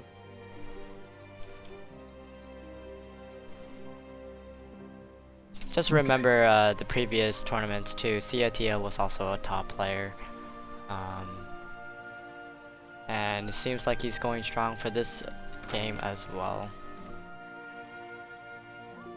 Let's see. So if I remember correctly, Goms was... We're not watching Goms. Oh. Onion Sheep Cotl. My bad. Okay, Cotl, I have pulled up here. I saw that name for the character I can't read, and for some reason I thought that was Goms or something, but Cotl, I remember last time I'm actually casting a game that involved this player. She brought 3 copies of Elf Girl Lisa back then, and that has not changed here. Potentially feeling that it was working well last time. The other deck, on the other hand, being Daria Rune again. It makes a lot of sense if, you know, if it hasn't brought any unfortunate events, then why not bring it again? Alright. Maybe believes in it as a good tech against Daria Rune. Surviving Piercing Rune and the like, making a sturdy board against that. It's also good against counterplays as well if you're playing against other roaches that runs Will of the Force. But we'll be watching their first match. So Onion Sheep with full control and Cotl with the Forest and Runes. We know Onion Sheep is playing what, Alana Seraph, and then Control Swords. So not running either Forester in here. Maybe looking to counter them. Yep. Is fighting and despair Alright. all you know? So Onion Sheep gets to go first. His hand's looking pretty, not the best, so he might just mulligan both. Right. What Dark would- Offering. I was gonna say, what mulligan would you search for?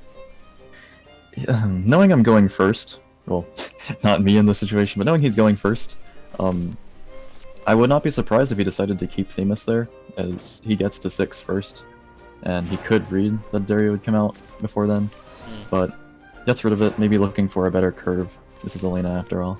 Yeah. He does have a Cleric Lancer in his hand, which is not a frequent card used in Seror / Rolana.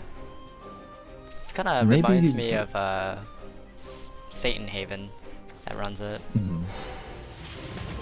It's possible he's feeling that the Haven matchup is still very difficult into Verter TK. Yep. Usually countered by it, so he's trying to fit in whatever high health wards he can. Let me show you So something. it looks like he's trying to pull a amulet, gets a Sacred Plea. Probably hoping a Seraph, because that's a card that you would want early on as you're Right. trying to delay it for that specific turn. So Very safe to know if it's in your hand early on. in general, Runecraft Daria doesn't really run Odin, so it's pretty much a race for time. Daria needs to spam the board as quickly as possible, and his hand, Looking pretty heavy here. yeah. Oh, I wouldn't say it's heavy. It's not. It's pretty good. But he hasn't really played much of anything. I'm Dude. just a mage who's Right. as old as dirt. Looks like his hand could just flood out if he had gotten a Clark, but It's just like back in the old days. He had a Craig. does can get a lot of tempo out of this Levi at any rate. 2 spell based off of these as well.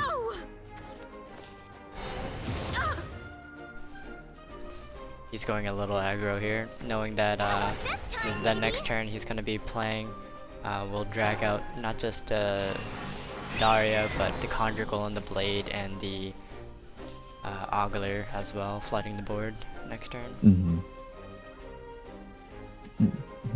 Doesn't know his opponent doesn't have a Themis, but even with that, the Darien hand that he can reduce quite low here can give him just a full refresh after he dumps this out. Deeds end now.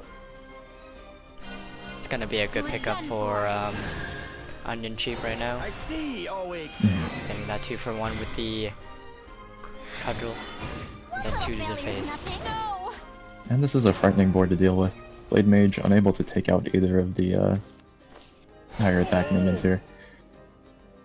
He does end up picking a Daria, so that's a little bit unfortunate for him. Maybe this magic So will help.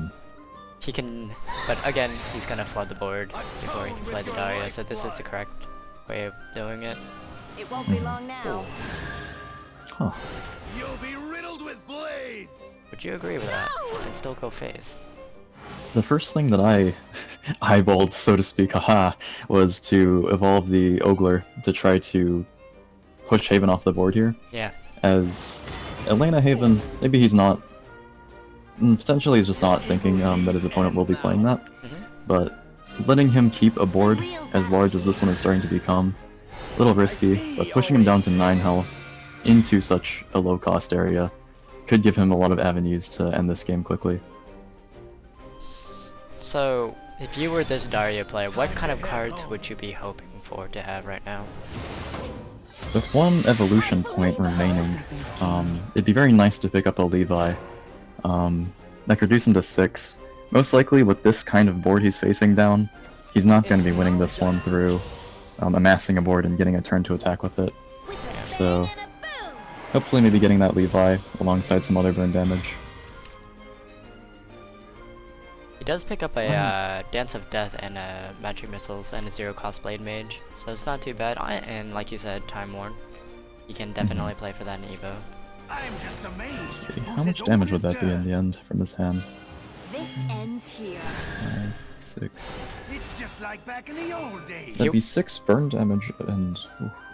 Yeah, you're right. There is a ward on the board, but probably disappears here. Interestingly enough, he opts out to use the Crimson Sword to clear. Do you know any reason why? Probably seeing, salivating at his opponent's 9 health remaining. Huh. Never mind, I was about to say the wrong read on maybe what he was thinking. Well, maybe I was also just thinking on such a smork game plan here that I was just looking at the 9 health and didn't realize that he had to trade, otherwise that was just 12 damage going to his face. I think it would have been better if he had just Crimson Sork to clear out most of it, instead of taking 8. He would have otherwise had a higher HP, and then clearing it out would means that he can play Magic Missiles and Dance of Death for the remaining damage and whatever creatures he had on board. I think that was the play I would like to see. Right. It looks like he's holding on to that burn with the plan of trying to just gun down his opponent as quickly as possible, but if his board doesn't last through here, he will find himself needing to find a little bit more to get that all across.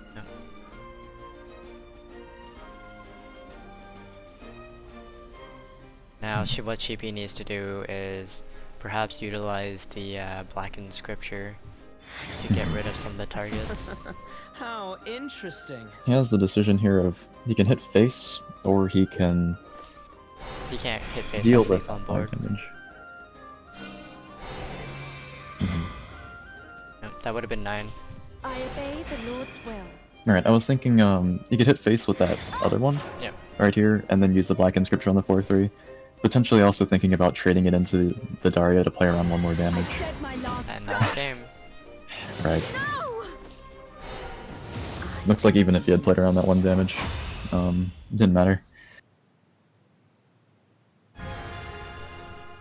So Tia with a win. With his Noticing Daria. Noticing he didn't see much healing that game, which was unfortunate. Yeah, he didn't really pick up his 5-drop. And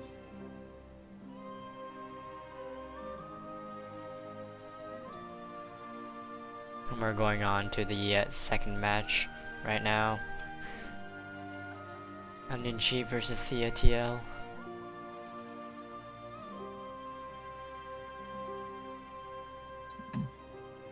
Which looking means for... I think he's gonna be choosing his Heal Haven again once more, or an Alana Seraph.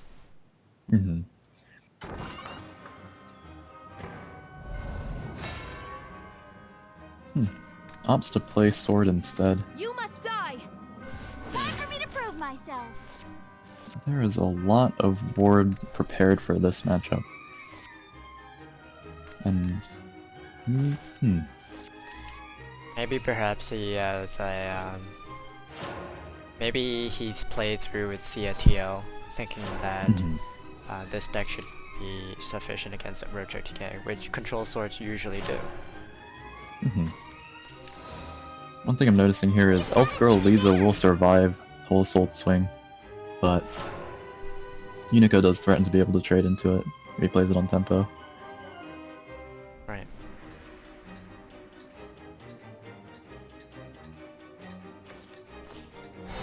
Yeah, I would agree with that. Getting that fairy gives him a clean way to play out a turn 3 next turn, should he not draw anything better. Let me ease your pain. Or Tempo Healing Angel, another body that's difficult to play that kind of 2 minions into. Hey, let's play! I'm here, everyone! 2 Tias, 2 Finas, and not much to do on turn 4 it looks like.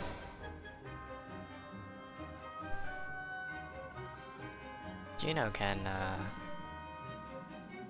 definitely clear out to 2/2s and then trade off with the 1/1, or actually the other way around. If he wants to Juno with 2 HP. Does it really matter which to trade? You wanted with Geno to be 1 HP or 2 HP? Probably would want to keep Geno at 2, just in case his opponent's next turn would involve playing Mei. But if his opponent were to try to curve out perfectly here and get an Elven Princess Mage on curve, then it wouldn't matter in that situation. But definitely thinking about it, it seems. Sorry.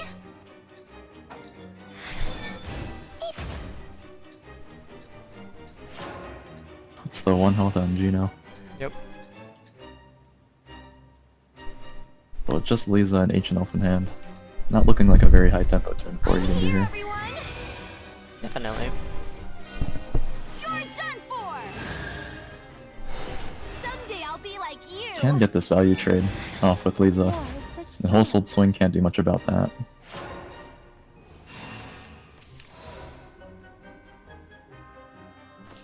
We'll never surrender. But Amelia offering You're him done for. some more tempo here. Look at me now, father. TP trades. Go forward to the face. Ow! Hmm. Turn 5 immediately. Oh, that's unfortunate. Beautiful, powerful, Right. cute to boot. Won't be long now. 3 Finas and not a single I'll blow goblin you away. called in.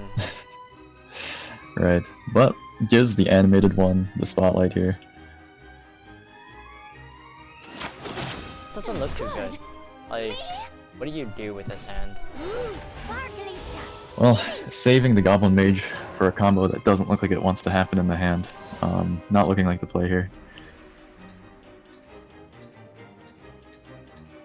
So these Tia's looking like it's going to be difficult to really find a way to put one out. Right. He could be thinking if he plays another Fina on his next turn, and just gets the trade and passes with a Goblin Mage in hand, then on turn 7 he has a 0-2 into Tia if he needs it. At your service. Though that would already be giving up on the the Roach idea here.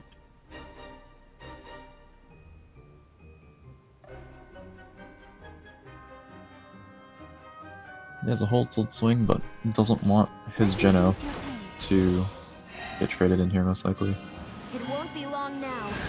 Spends an Evolve Point just to protect him. That is 8 damage from Geno so far. Run away. And that's going to be 4. Ah!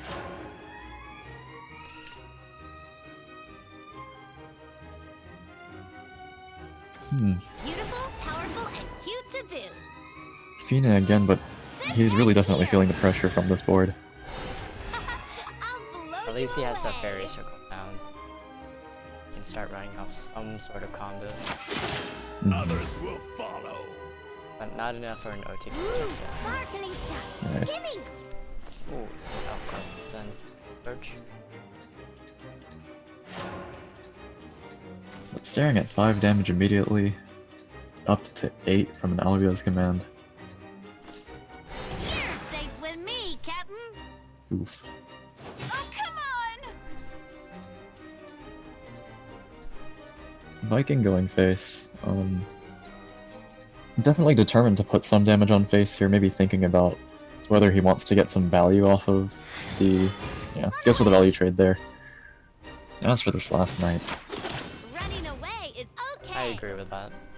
the opponent has no evolves. It'd be very difficult to get back onto the board here. Hey, Going to let's be see. an ancient elf. Oh, Tia, Away right? from here, Yeah. intruder. 7. You'll never get near the princess. So, putting that at 4 health, perfect target for an Art of the Ninja. And Ninja Master's 4 attack is setting up lethal here. Which also means that he might end up trading for at least the Tia. I'm sorry. Dead men tell You do no that? tales. Just go face for 5. That sets up The a responsible thing to do, right? The responsible thing to do is definitely not let that Tia survive. Yeah. Because there's a lot of hands that Roach could have with this many cards that would just put that Tia back up. But the very tempting thing to do is try to give this one to Ninja Master. And it looks Trading- like he's... Ooh. Okay, this is fine. Shine on, crystals. Puts as much damage as he can. If he just wants to keep this ambush alive, Olivia will push that up to 6. Should he get a chance to. If there's no board.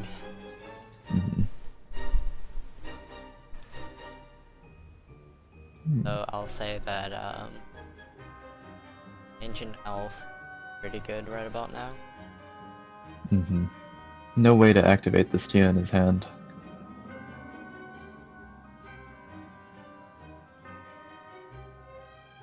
His decision here is whether to push these fairies into that Viking.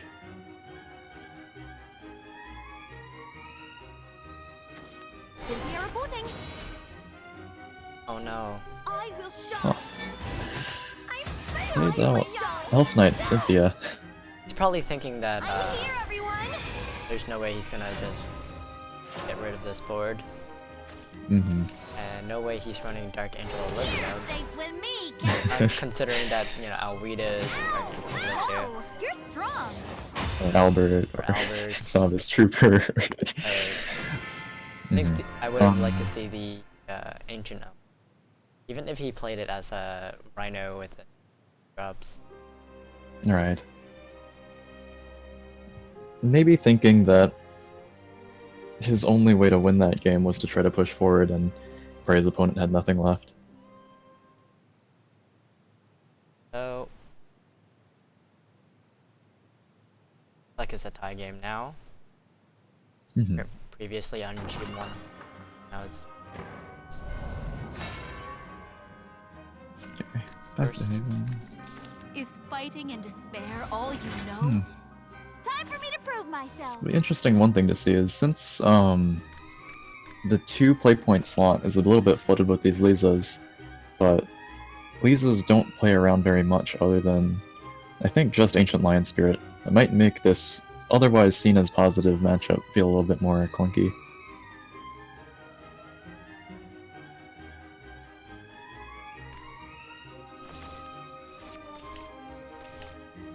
threw away and picks up a Themystic. Not entirely sure if that is. Rarely Not you- sure I agree with. Sorry? Oh, I was just saying I'm not sure I agree with putting away the Hallowed Dogma in the case that you're going first and have an Arya in hand as well, but And so Oh, Serpent King. the Snake Priestess is actually a pretty good. HP and ward. Stops and slows down the concept quite a bit. it eliminates this May almost with no way to protect it as well. But he can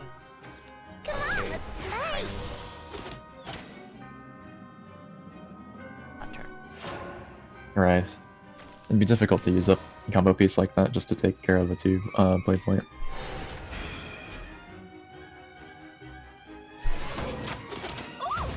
Looks like he's happy to get these trades into these Mays with this. Ooh, sparkling stuff. Elf Curl these up. Oh, second Roach. Elf Curl. My king. That's not too bad. On the other hand, might end up having to play the Priest of the Cudgel. Or not at all, actually. No, he's not going to be able to play it. Very difficult to try to play that on turn 4, expecting Elven Princess Mage or something of the like to just trade into it.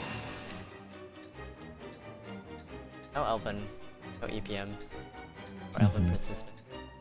Well, that's good for him, but his opponent's side, I mean, doesn't really need it. He has a Fairy Circle. Let me have it. Has a lot of damage in hand, but maybe no need to commit too much of it yet. Or? Don't hurt me. Hey, let's No, play. no, just playing the fairy side it seems. Let's play. Flooding the board and pushing in for as much damage as he can. He picks up a Ancient Elf that's going to actually be very for him. And no Ancient Lion Spirit here to punish that. You were done for. Actually, never mind. This, oh, no, it doesn't factor into Ancient Lion Spirits. I thought for a second they were cut for the, Cleric Lancers. Well, next turn,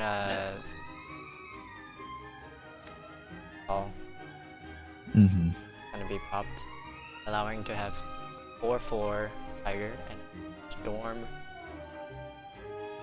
more likely to trade. Right. Drew his last Rhinoceros. Has combo pieces, but no real build up to it.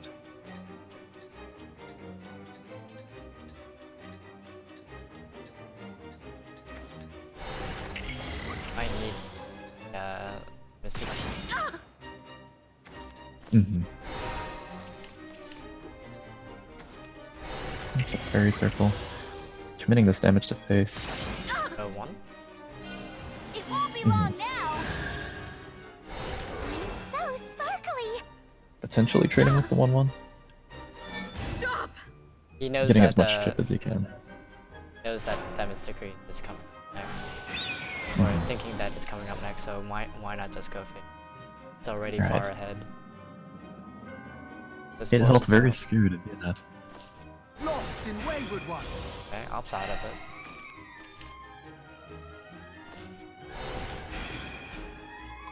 Hmm. Can use an evolve point to get out of this situation. You're feeling 5 cards in hand, not terribly likely to push that last 11. Just 2 roaches. Onion cheap can't clear. The real battle begins. Classy. Yep.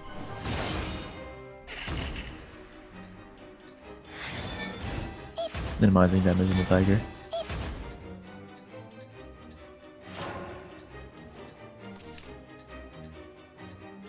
Pixie Mischief does give him a way to put it back, but just short of the play points he needs to really push 11 damage through. Hear me, Dryads. Going to trust in Elf Knight Cynthia to bring this board back.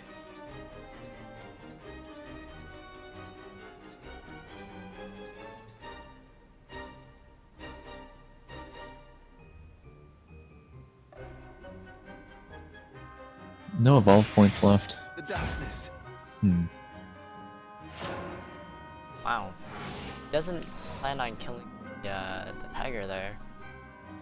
I'm Here, wondering why is what... that? Maybe just playing around Blackened Scripture there. That's the only thing I can think of. As with no evolution point left, there's no point playing around the Lion Spirit damage. Not leaving himself wide open for a roach combo. OTK? Let's see. No. I've learned to start counting on my fingers, as I'm struggling to learn this deck myself to be able to cast it better. But No roach OTK yet, but he might consider Let's play. playing them right now. Let's play. Maybe with Elf Girl Diesel. Does that see that he might play? I'm here, everyone. alright. Willing to commit 1, still has the ability to bounce it. Stop. And looking kind of scary. He can't Demus this board and Temple Defender heal himself on the same. What he can do is just play the Dogma, see what he throwing in Mr. Alright. No, not much I can think of off the top of my head that really solves this problem. Pixie Mischief is a bad idea. He decides to play, well, not a bad idea, but good for him, but bad for Onion Cheap because Dark Lancer. But that should be enough. Stop. It's a 2, 1, 2, 2, 2. This is 3. Actually, not it. He's 1 mana off of playing the Pixie Mischief into another Roach. Yeah. What he can do is just play the Rhinoceros and then Legion Elf them. I'm the Force Protector. Though this is the first turn he gets the breathing space to heal himself and ward up a bit. However, Pixie Mischief, also very frightening. His hand is Onion Cheap's hand looking pretty good. 2 heals. 2 heals, a lot of options for wards. can definitely heal up 6. Oh, no. 8.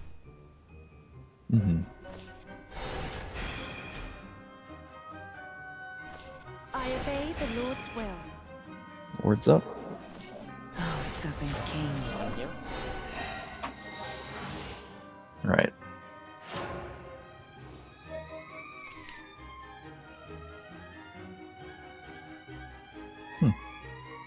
It's not. So Pixie Mischief takes care of one. My king. I think that would be it for him. So he plays that, 2 fairies, Pixie Mischief, and that's 5 attack. Let's play. Hey, let's Oof. play.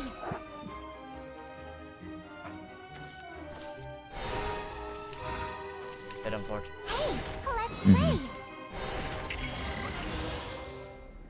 Fairy Circle, maybe. I envy you. One card that he actually needed too. If he Yeah. do anything higher, he wouldn't be able to do much of anything. Gives Roach just enough as well. I don't think there's any other low cost card that would give him that kind of Maybe another Nature's Guidance, but aside from that, We'll see a TL takes the win with his mhm. onion sheep. Quite close. Or I guess we can just call him Sheepy. Sheepy. A really good attempt at stabilizing there, but unfortunate. It actually kind of looked worthy of calling the deck Miracle Roach at the end. A lot of very strong plays coming off the top.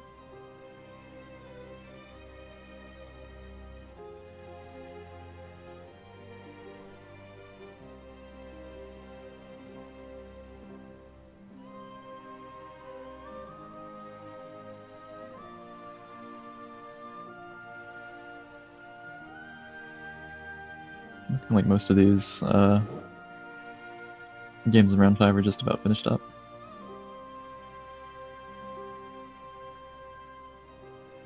We have hands. That was interesting. A little bit, that match. That one card that he needed to win. Looks like Raven's playing against a specialist. They're tied. And it looks like in general, like, most of the matches are done. We have Aeternus versus Sky Sama and Menso versus Ducris as the other 2 that remains.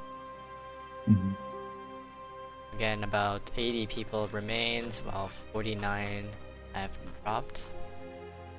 I see more as the tournament closes up. Nora's Waifu and Gom's both doing very well.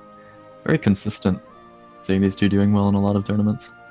Along with also Raven 13, I believe. Where is he ending at? With 4 wins and this round still not yet submitted.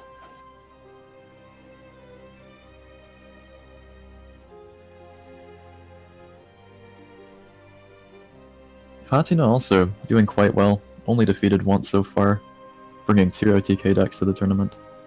Only losing to Specialist. Mm-hmm. Getting a little bit more international.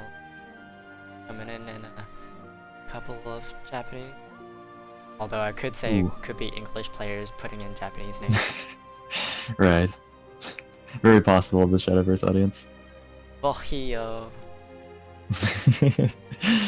I mean, I'll confess, when I first started playing Shadowverse, before I had a name decided, I just had a Japanese message that said, please teach me how to play this game. Because early in the release, it was almost entirely Japanese players on ladder. Yeah. That's interesting. There's a Japanese name too that that I'd like you to try to read. It's number 41 on the ranking list. 41. Let's see. Guran, Kuchurie, and then carrot underscore ta. That's just random. I'm trying to... Hold on, this is a process I have to go through every time I read Japanese. Surely it might mean something and I'm just not sounding it right. Guran, Kuchurie. Okay. I'm not seeing it here. I'm not seeing it either. Maybe it's just a name, and I'm thinking too hard about having a word meaning or something. I'm thinking grand creature, but you know. Chudie. No. Yeah, that's a puzzle.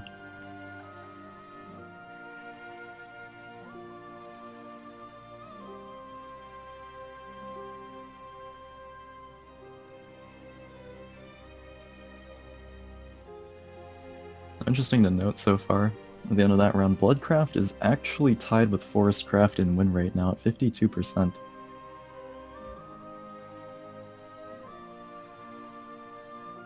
Alright, seems like Ravens has beaten out Specialist, so wish I could have gotten there to watch. We also have, we're still waiting on Menso. Seems like they have an issue with someone disconnecting. Hmm. Yeah, it's been happening that a lot too, especially when people were disconnecting. They didn't really disconnect, they were in the lobby the entire time. So, but the opponent is in the match, but his opponent isn't. And on his side of the view, it says like he's, you know, disconnected, or is, you know, the sign that says like your opponent's disconnecting and whatnot. Right. So we don't know if there is an issue behind that, but to be honest, we consider that a disconnection, a connection that is connecting to the host, and there's a connection error. Right. We don't know if it's a bug from Cygames themselves or whatnot, but That'd be troubling to hear if it was yet another new bug. We're already struggling a bit with the Spectator client. yeah, I mean, things happen. Mm-hmm. Alright, seems like round 6 is about to start. Alright, just got that score submission from Menso. Trying to see if round 6 is good to start.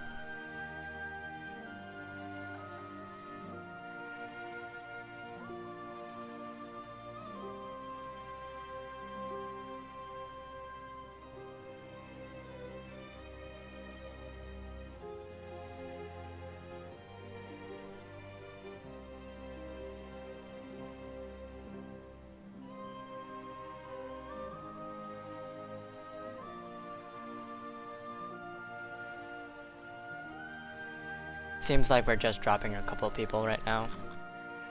Seemingly the strategy is that once you hit 3 loses, then, you know, there's no point to keep going. Right. Some people might just continue to play just to have the experience in the tournament match. Others that are usually veteran, they just tend to drop like fly. I kind of imagine like a bunch of flies in this tournament, and they're all like racing to the top, but they're all being swatted down.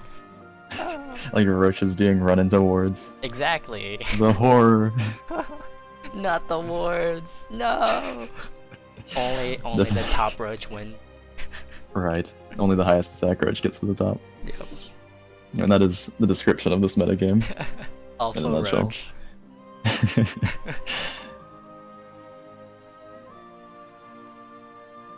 Alright, it seems like we're about to start for round 6. Yep, we're good to go. So, here comes round 6. Alright, we have first match Goms versus Ravens 13, second match CATL versus Noris Waifu, third match QFMA versus Coro, fourth match Dios versus Specialist, fifth match Valerian versus Lyzil. Those are the top 10 players at the moment. And good, let's see. I think we haven't seen Ravens, but we have watched Goms. We've seen both CATL and Noir. Let's go ahead and go with Kyo versus Coro. Alright, another players that I think we've yet touched on so far in this casting. Let's see. Oh, by the way, Kyo's you may want to set up your webcam. Oh, right. Because I realized we have downtime, so we could have just over. Right. Oh, turning on the webcam. Let everyone show your face. Turning on the webcam is the first moment I realized the sun rose. What is wrong with me? Let's see. I'm trying to pull these players' decklists up. Sure.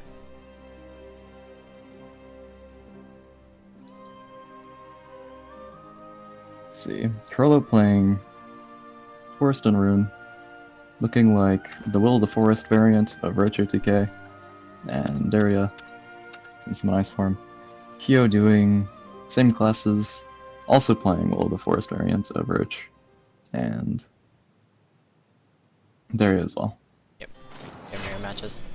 Like I said, top Roach. Now we're watching mirror matches. I guess I'm you pretty look sure a the bit audience white. is just tired of See you in the action. Daria matches, but we can't help it. Can't get enough. This is the format that Side Games wants us to have our tournaments in. Yeah, unfortunately. But again, we're working towards getting a 3-deck 1-ban pass through. That way it'd be a little bit more different format than what we see right now, or at least the meta. Alright. No Daria in sight yet for either of these. But what do you think has the better hand over? Looking at Kyo right now. Kyo, sorry. Alright, is that the perspective we're from? Yes, we are. Alright, I'm feeling he has a lot more minions in his hand, but not really any spell boost targets. Whereas his opponent, He has something more Crollo. swarm though. Alright, Crollo getting both Witchettes out. He can get his minions out faster, and then that tempos him into some burn here. What I think is Time Warm is probably going to be the key for him. If he continues to get burned, and as long as Rolo keeps drawing into his direct damages, you can see that he's going to win here. Alright, already has him on You're done for. 9 health by the end of his 3rd turn. It's just like Levi back gonna in need the to put in old some days. work. Let's Get pick on up the a Piercing piercing Rune and a Crimson Sorcery. Little failures nothing. How See him use interesting. bows and try to go for Fade. One little failure's nothing. Unbelievable. No. So 14 and 19, still not there, about 5 HP behind. Let's see. Dance of Death dealing 2, Levi dealing 3, and an Evolved Blade Mage able to deal 4. I think that is 9 in hand right now. Not that he can put it all out at once, but No. This is actually not too bad. You play the Time Worn and Magic Missiles to the face, Magic Missiles first. Maybe, just maybe, Like this it's magic down. will help. Or Control first? right. Maybe, If he can just maybe, this get a magic board will help. going that can threaten lethal before he's dead to these next 2 potential be long evolves, now. if that's how Curlo wants to play his hand, then that's his way out here. You mean Kyo? Ah, yeah. Keep on. Rolo just needs to play the Time Worn. I mean, that can eliminate what? The 4-3 and the 2-2, Craig? Again, the Clark. Though, if he eliminates the 4-3 and 3-4, okay. I forgot for a second that Levi can trade into Ogler, so I thought that he had lethal anyway, but... See, that would be still 4 damage going to face. Levi adding 3. Would be 7. 1 more for Magic Missile. He's very close to it, but both players are. I'm just a mage who's as old as dirt.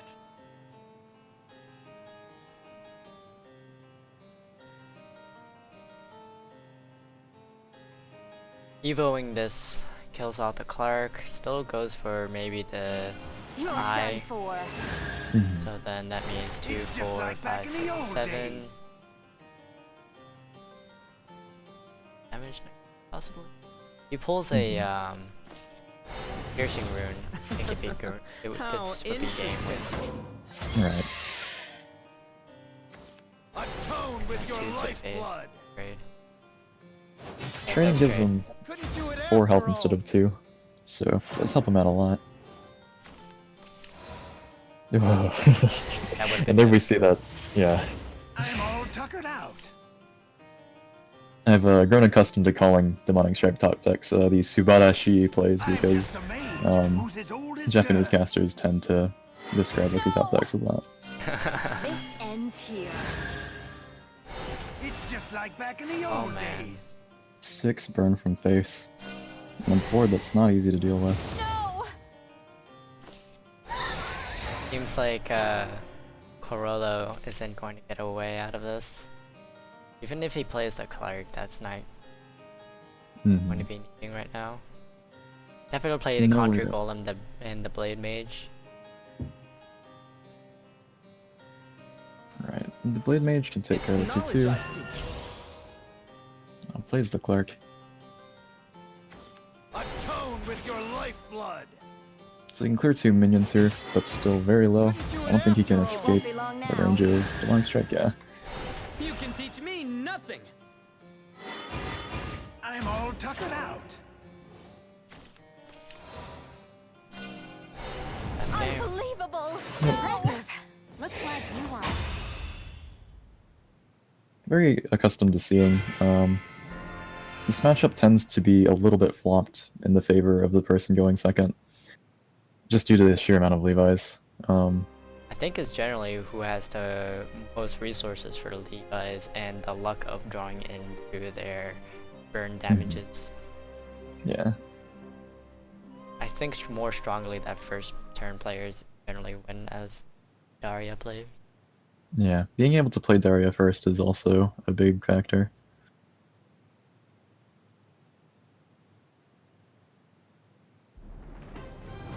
Wrong side.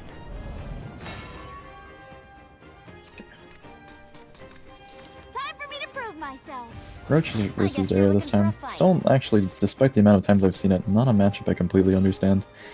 But maybe just because both decks play so quickly that difficult for me to really see where the decisions come in, as I'm not very familiar playing either. Come on, let's play!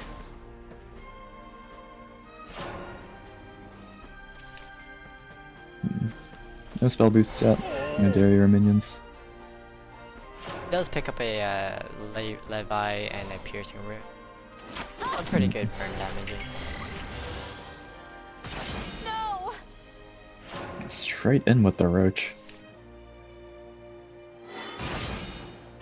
Not entirely sure if I agree with that. Not sure either. Kind of a 2 play point angelic snipe on that one, but No! I'm the Force Protector. no. Possibly just prioritizing more getting that +1/+1. Yeah. He has 2 Fiendas in hand, so maybe just deciding that that one Roach was expendable. Life's fate is that. Ow! Well, he does have oh god, is that the Red Goblin? He doesn't run Goblin. I'll check again. I mean, I wouldn't be surprised to see a goblin like this. It is animated, so yeah, he runs 3 goblins. So Sorry guys. it's not the red flag goblin. Yeah. We're just being a little bit paranoid right now, mainly because goblins do tend to screw up the Spectator client a couple times. It would really blow my mind if those goblins could also appear as animated sometimes. Beautiful, powerful, and cute to boot. You're done for! Finds his way into Athena here. He could Blow you choose. away. I have seen players playing out the Goblin Mage for tempo, but Unbelievable. keeping it as 0 cost just seems too good for activating TO next turn. Seems like our Daria hit player just a hand mage is who's not as looking old too as well as dirt. well. At 5 and a 6 It won't be Daria long is now. not good to look at. It's just like back in the old Right. days. Struggled to find them early on and finds 2 on top of each other now. Yeah. Running away is okay.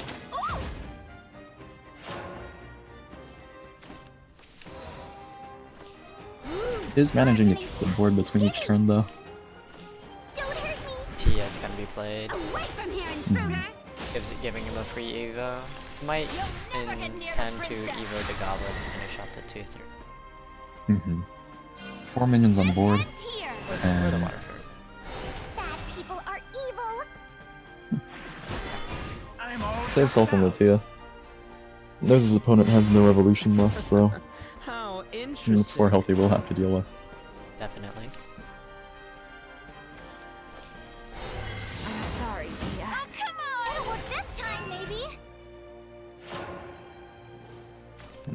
Not a very high tempo play from that, but did have to get rid of that 6 damage. Ooh. Playing another Tia. Another reason why Tia can be sometime broke back. Right. Dance of Death, that one, well, did not solve the problem of still having Tia, so...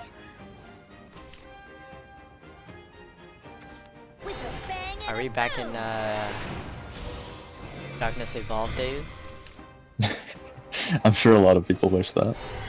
Okay, well, Dance of Death again, but this time no way to bounce again.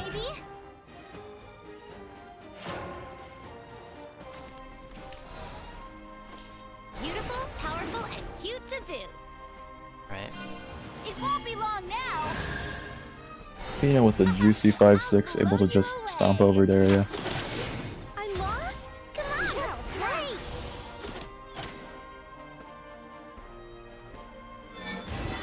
Red wanted them Failure. play No. past turn. I don't know why. I feel like I would have maybe tried to roach.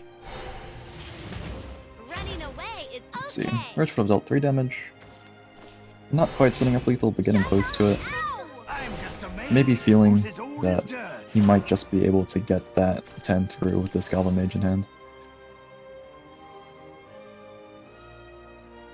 Does he have it now?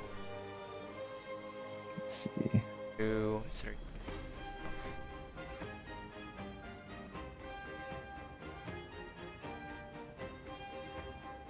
Three, 4, and 5. That's 9. Yep, lethal. Mm-hmm. So he just needs to trade, I believe, one I'm all tuckered out. to the face. The goblin. Unbelievable. The forest is crying for help. He had lethal. Oh, Could have just played the goblin mage, play the fairy, play the goblin. That's 4 on board. Oh wait, no, he doesn't have enough on board. Actually, he could I have am just trying to traded work both. my abacus through. Yeah. Just maybe this No, magic will doesn't help. work either. My side calculator is malfunctioning here. This is too much for me to keep up with. Now he should have it. There it Okay. is. There's the Now there's like absolutely no way that he doesn't have it. Ooh, sparkly stuff. Gimme. Unbelievable. Unbelievable. In fact, he has it just by playing out the roaches. It's okay. Chat will let us know if he has lethal or not. Twitch chat scientists are working on it right now as we speak. Impressive. Looks like you won.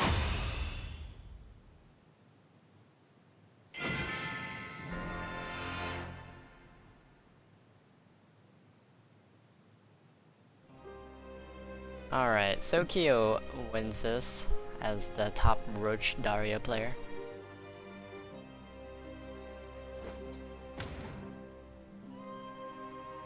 Kyo So- has been doing well. 5-1 now after that one.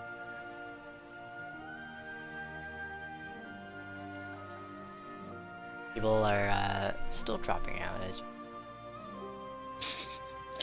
Rush is still falling. those poor.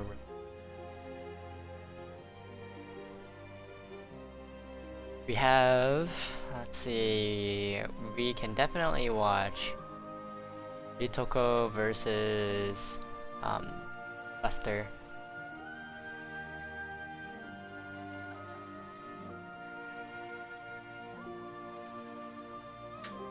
I don't know.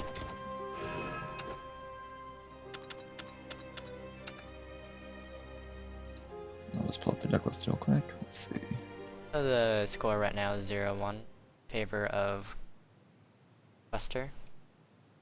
I believe he is in a team called COQ. COQ. Any idea what that stands you're for? looking for a fight. Nope. Mother, Haven't father, bothered to ask. come on. So at a glance, I see a Cerberus. That makes my brain think that's Aggro Shadow. At least we have a different class this time. That Right. runs with Daria. And also blood this time too.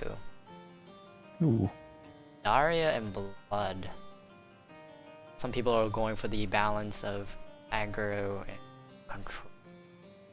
Mm-hmm.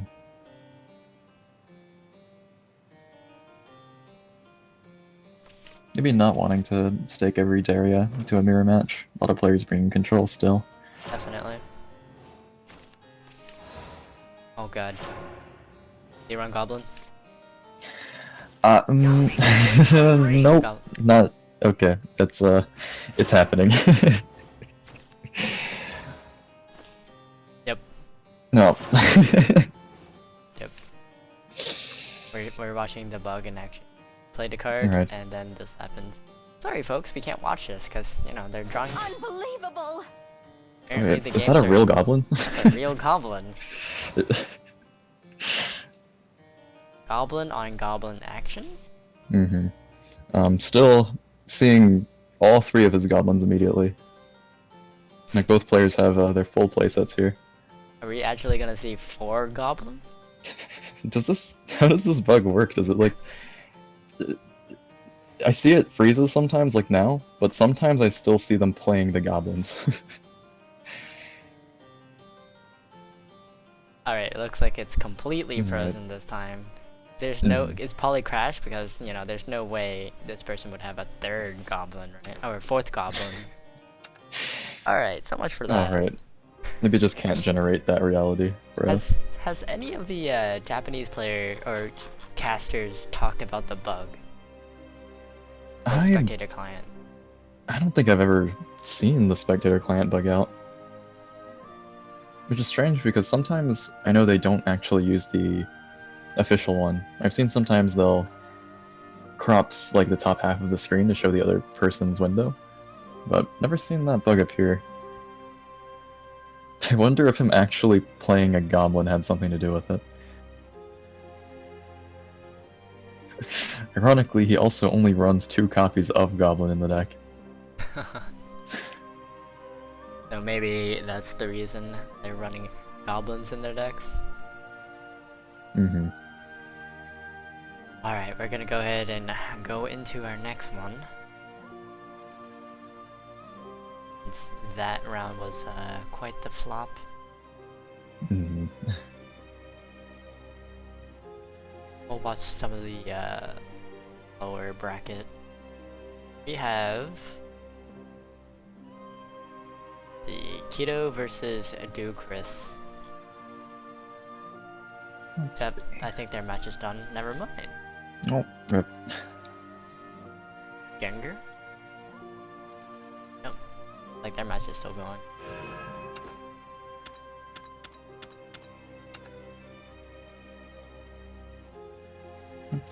And it's a tie game. What we're watching. Gengar versus Hanabi is this person's name.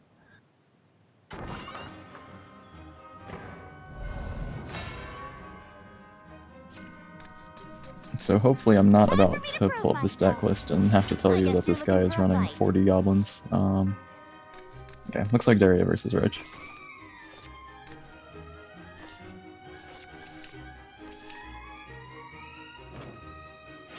Gengar not playing with his theme of Shadow.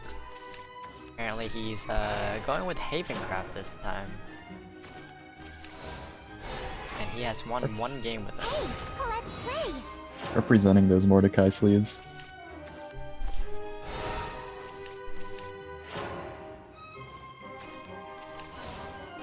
Let's 2 piercing runes, but no minion on curve to be able to play it with as of yet.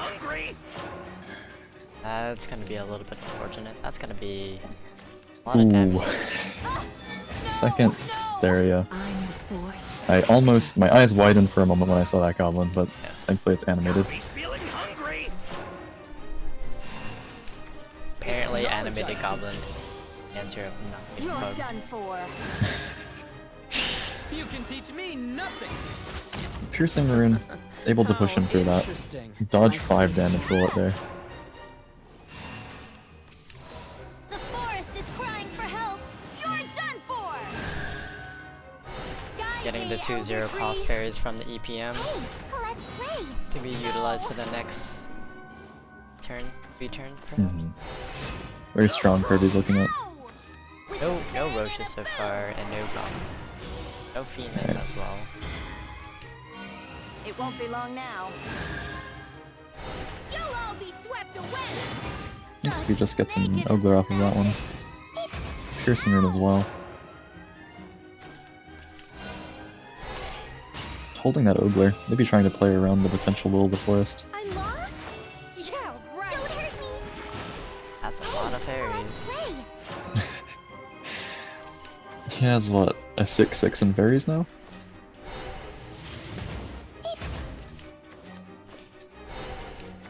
I'm just a mage who's as old as dirt. No. Oh, decides not to equal the Levy. But he does have another one, so that's completely. And May Might- not exactly giving him a trade here. No. Looks like he's going all in for this one. No. It won't be long now. Trading out against the Ogler. So sparkly.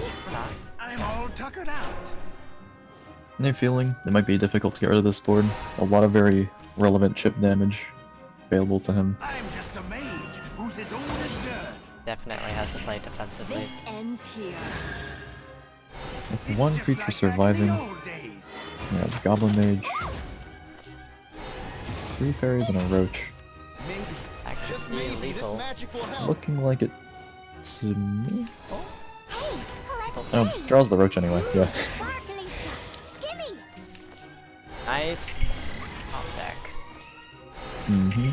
Broke back Roaches. Maybe not even completely necessary, but Impressive. Looks like you won. impressive. Subarashi. Subarashine.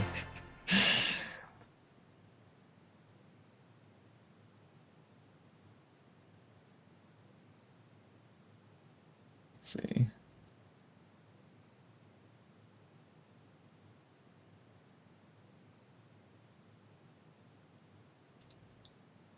I think that may be the end of that round.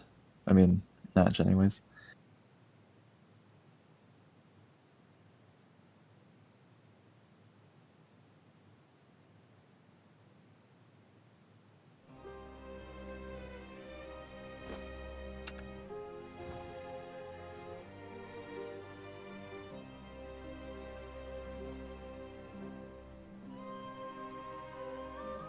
Seems like back to a reference about chapping scientists about Roach lethal. I mean, seems like we were money. Right on the money. Except it would have been Goblin Will of the Force and had gone face with 3 damage and then Roach.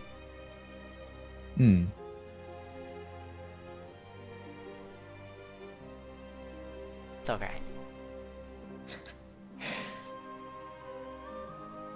Will of the Forest lethal, PogChamp. Seems like Goms versus Ravens 13 is still going on. We'll take a sneak on that. Fortunately, they're both in the same team together and that they are playing against one another. They also kind of know their each other's deck. It's kind of awkward. Both players bringing Dairy Roach, if I remember correctly.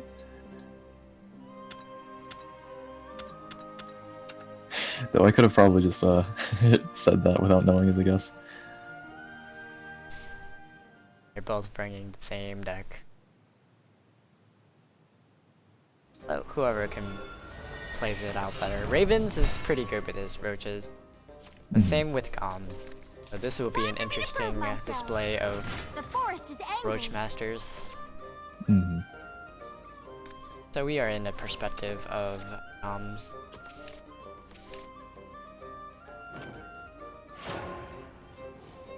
Opening first with a Fairy Circle and an Ancient Elf, but into a May as well. Don't hurt me.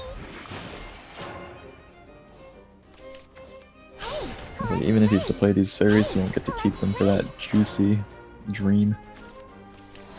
come on, let's play. We saw that they were both 1-1. Yes. Hey, Um, let's play. Yeah, I think so.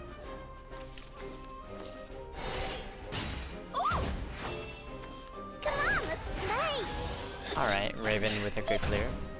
Mm-hmm. Ooh, sparkly stuff. Gimme! Tight battle for board dominance, but Ow! I'm the Force Protector. double Roach, double Nature's Guidance. A little bit awkward. Hey, let's play. Looks like he's gonna have to bash both of those. They're out the ward, I'm so which sparkly. means that's gonna be a clean 5-6 Fatina coming up Life's next. fate is thus. Right. Beautiful, powerful, and cute to boot. You're done for! It'd be awkward for him to deal with. I'll blow you away. Could manually evolve Tia, otherwise may have to trade a Roach in. Intruder. You'll never get near the princess. It won't be long now. I'll dice you and freeze the pieces. Running away is okay. Come on, let's play.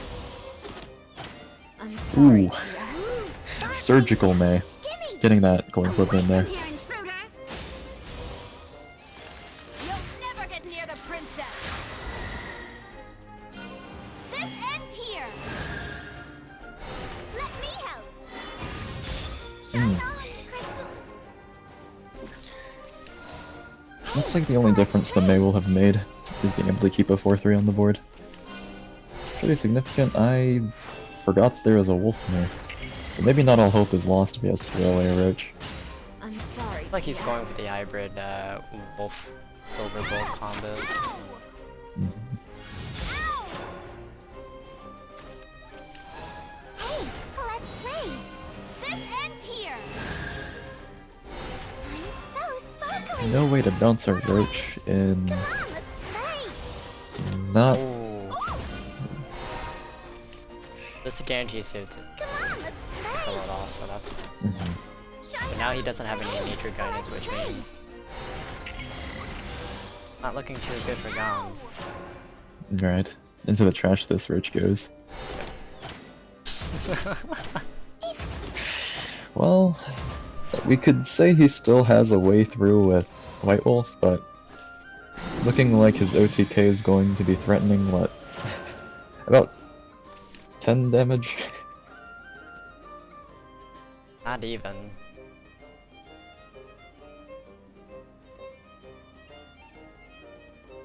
He can Draws it. somehow manage to get like about roughly 7 cards in hand. Definitely go for OTK, but seems like Raven has the better Alpha Roach deck. Right. Got the Swole Roach deck. Though luckily, the Sylvan Justices are summonable he can play while keeping hand. Whether or not to pop this wolf to play around 4 damage is probably a significant decision.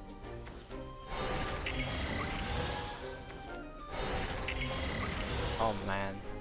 11 damage to a face with chance of death is the lethal damage. Hmm. This So maybe wolf, there's just no time. this wolf isn't going to be able to do anything.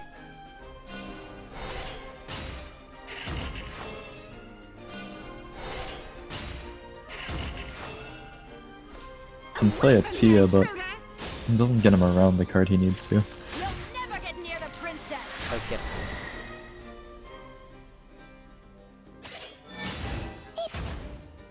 face.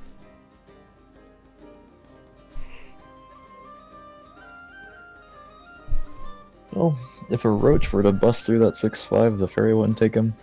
Unfortunately, the dramatic irony of knowing what we know, he's just gonna get pranked regardless. Yes.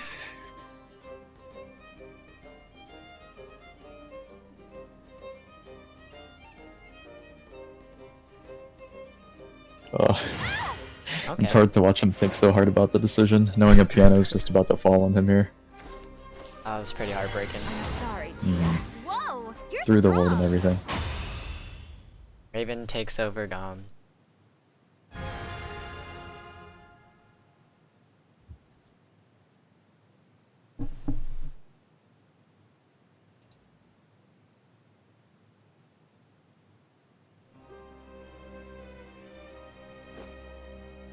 Raven with a strong win at a 2-0. Wait a minute, what happened if he wins even though he's guaranteed to play? I haven't thought of that rule yet. That's a little awkward. I'll figure it out later, I guess. Looks like Ravens and CATL. So far, the 2 undefeated champions.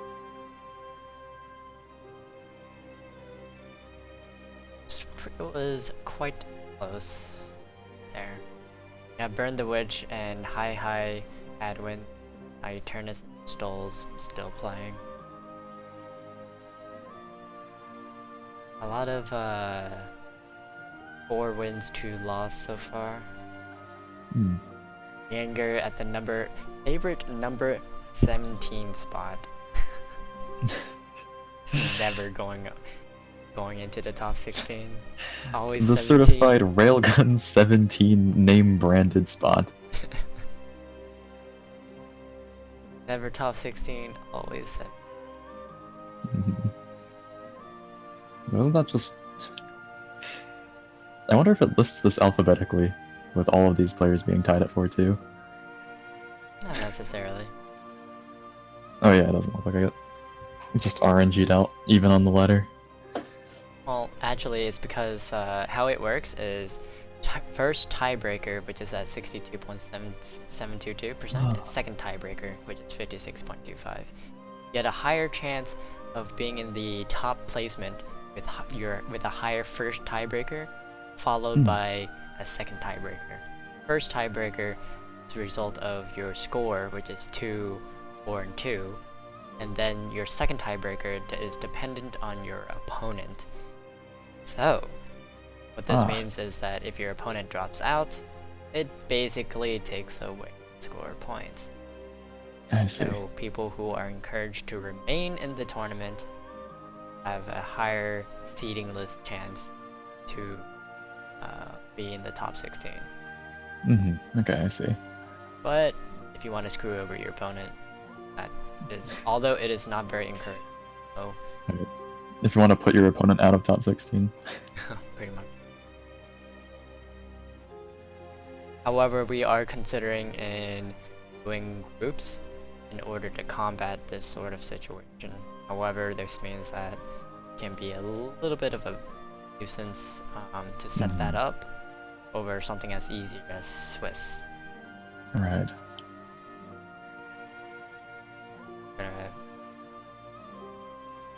Looks like we're almost done with these matches and everything. Switching over the cam for the moment. Oops, wrong one. There we go. Cams. Oh, hey guys. It's us. It's us. My room both has the light on, because it was completely dark outside when I woke up, and now the sun is shining. Yep. And my eyes are dry. Your eyes are dry. You wear contacts? No, I'm just choosing not to wear my glasses. So, what are your thoughts so far? I think we have some definitely strong comers. I noticed Specialist, for some of you who don't know, but he's also an HS player, from what I've gathered. Jordan is actually starting out pretty strong. I wonder if he's gonna continue with that. I know Jordude has been sitting at the throne top of ladder for a while, playing almost exclusively Roach, I think. Yep. A lot of experience playing that. We're almost getting there. Round 7 did just started, so we'll go ahead and hop into that. But it seems like the first 2 matches we're going to see is Ravens, CATL. The crown champs duking it out. Pretty much. Well, they're not yeah, they are duking it out. So we'll see who actually comes out with undefeated. Then followed by 2 names I can't pronounce. A Korean one and Apodo. Yes, and Apodo. Followed by Valerian Ritoko and Specialist versus Vernaster. Then we have the Jordu versus Noris Waifu, Onionchi versus Kyo, Goms versus Atlas, Codex versus Spaline, and Corolla versus Stoles. 10th matchup. Be pretty interesting. pretty interesting. So we'll see how it goes from there. Mm-hmm. I think we should go ahead and watch Specialist versus Vernaster. Alright, for Naster, I think we have not covered yet.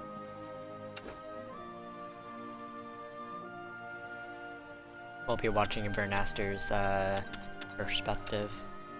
Let's see. Vernaster taking in Swordcraft in a way that I have not seen done in a while. We'll get to see a Swordcraft list with Alexander, PogChamp coming back from DE, Wow. as well as an Erd in this list, and a Mirage Defender.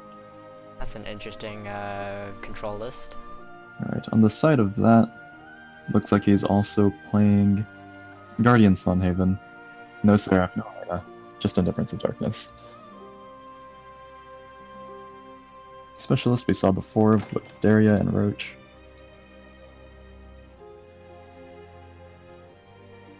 Looks like he'll be going with his swords along with his Haven. Two different lineup versus the typical Daria / Forest lineup. A lot of cards that are making me very nostalgic to see. If anyone remembers a card of ancient history named Sea Queen Otohime, there's a copy of that here. But we'll be seeing Otohime is Guardian coming Sun back? Is fighting and despair all you know? My core Oh, won't Roto escape Hime. that easy.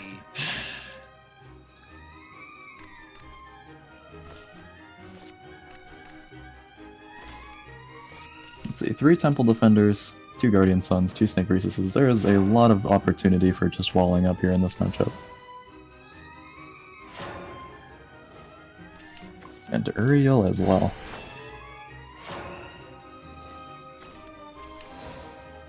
Looks like this list actually decides to run 2 copies of Uriel and cuts the Prism Priestesses for it. What is that? This list. I'm trying to look for maybe Uriel not exactly a... Just like being 3/3 gets it over the range of 2 cost removal just for the cost of 1 more. Can tempo it out on turn 4 if going second.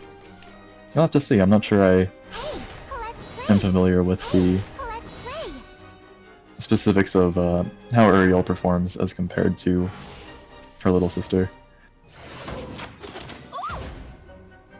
Aelia has a sister? Light for the world of man. I'd like to think of Uriel's little sister as Prism Priestess. Oh, okay. Same thing, just +1 cost to +1/+1 stats.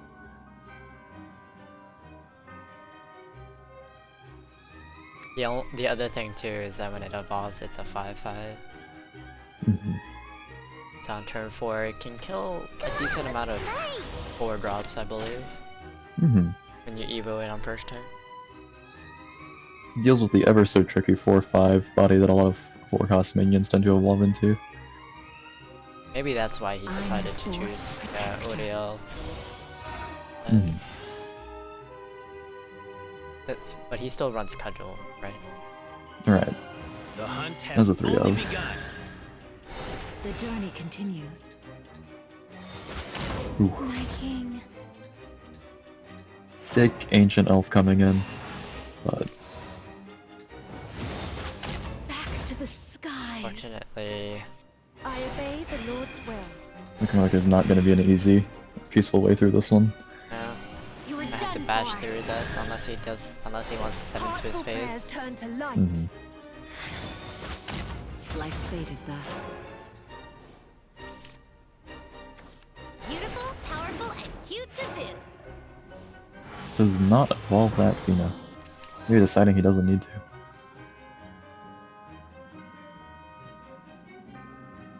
Just that 4/5 body is putting a lot of pressure on him.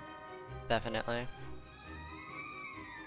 Not easy to remove 5 health without committing something large like a Phoenix.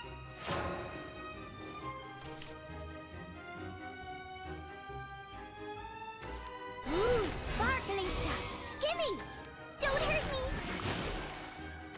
Hey, let's play! Seeing that Themis gone, just playing out for board here.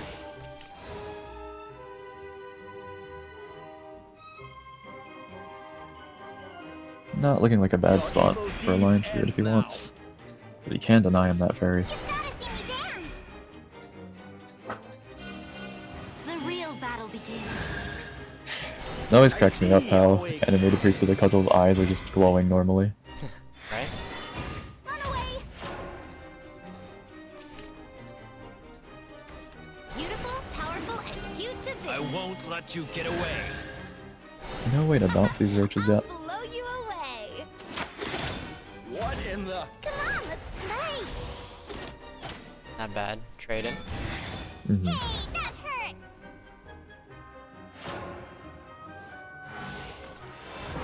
So far, his hand is looking not so OTK. He might have to end up using Crystalia Tia. Battlefield tower.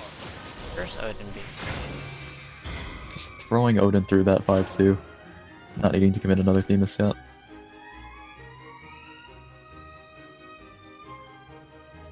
Maybe Goblin, Fairy Circle, Crystalia Tia. Takes care of Odin. Play. Unfortunate. From here, intruder. Plays into the Themis pretty convincingly. You'll never get near the princess. But gotta do something here. Sometimes you just can't play too slow. A true warrior. Valhalla. And even then, his hand can't go any faster than what he has at the moment. Mhm. So that's a little bit unfortunate. Shine on, crystals. And he's back to full health. 2 roaches to work with in hand, but no way to bounce it. Struggling to find a way to deal chip damage as well. I think the best way he can do it right now is just keep swarming, bait out all of his answers before committing to roaches. Mhm. The hunt has He's bound to only find begun. some ways to get them through, back to his hand, eventually. Hey, let's play. War is such Just using up his last evolve point. Oh, sorry. Yeah, he is.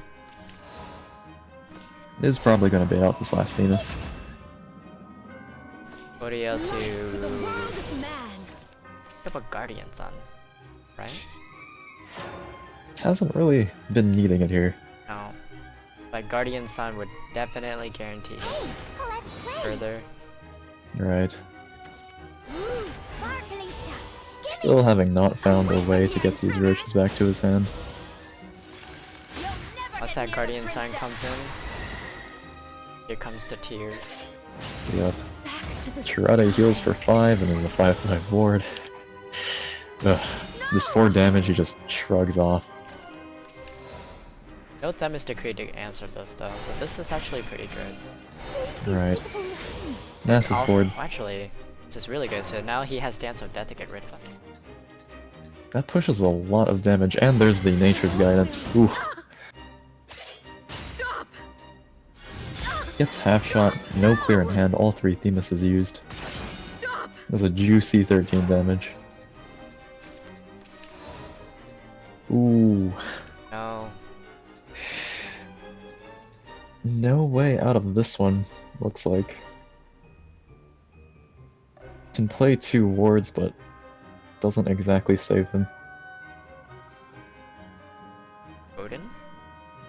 What? And you gotta get rid of. How do you. Where's the Themis Decrees now? Right. Needs an evolution point very badly for the sleeping line here. Obey the Lord's will. Sure, why not throw in a Guardian Sun just to clog up your board? Nobody does that though. There's the punchline, the Dance of Death. Shine on, crystals.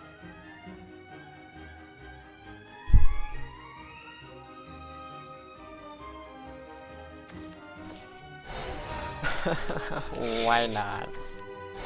Might as well.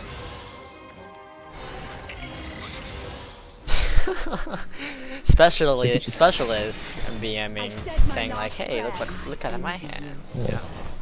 I had it anyway. I had it anyway. Maybe just trying to get creative with his options here. Yep. Specialist taking in with the win despite Vernas's pretty strong early answers, but not enough to Don't let withstand. pressure though. Yeah. shows the terror of actually stabilizing a Tia on the board.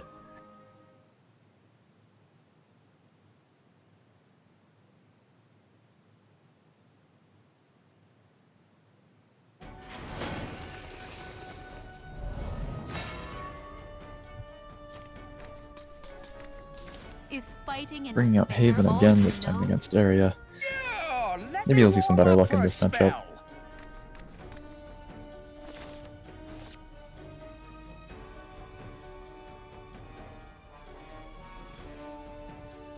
Alright, now we get to see the Daria versus Craft. Hopefully he'll get some better luck. He does get a in his deck it's Satan and Seror or Satan? Just Satan, I think. Classic. Right. 2 Satans and 1 Bahamut looking like his endgame. Maybe, Hasn't picked just up maybe anything this after magic that. will help. You know what I realized? What's Does up? not Pompous Princess. It's knowledge I seek. Udio. It picks up the amulet, but the 2-drop only picks up the cooldown cards, correct? I will check that right now. I think that's why he chose Udio, so that he can pick up Right. Guardian Sun. Yeah, that's exactly right. I didn't even realize that Prism Priestess was only countdown amulets. It'll work this time, maybe.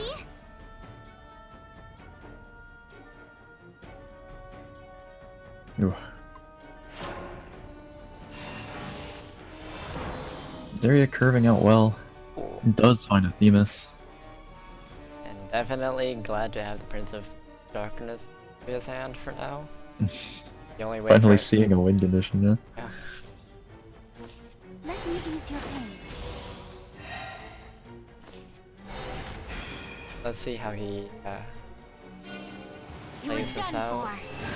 for. Always awkward to try to find trades with Temple Defender when it has so much artificial health.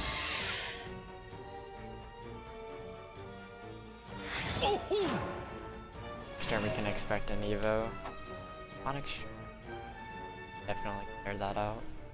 Could play it with an Emilu. Could also just decide to YOLO Daria. We're not going to. It'll work this time, maybe. I think he just wants a higher board. That way he decided to do that. This little failure's nothing. Not going to Saving is evolve, I've so said my last prayer. he wants to try to grind this one out. Maybe he'll look for answers when he plays the Daria.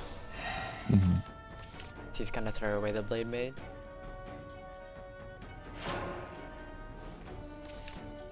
Insight's not gonna help much. Insight just shows you what you could have had if you Daria this turn. We explained previous to it in the tournament too, that inciting when you have a Daria at low cost is also a bad idea. Potentially you could just draw into magic missiles. No spell boosts, but not a bad looking hand I'm either. just a mage who's as old as dirt. Here we Definitely go. push out for 4 damage this It's turn. just like back in the old days. Looks like it's going to be a turn for Themyscira. No! Not drawing into another Daria either. Loses half his current resources. Currently at 26 cards left at 2 Darias left. be a situation where Daria could be at the bottom of the deck. And Kurade about to just brush off that 4 damage. No! Flame Destroyer picked up. Did not notice that. Maybe, just maybe, this magic will help.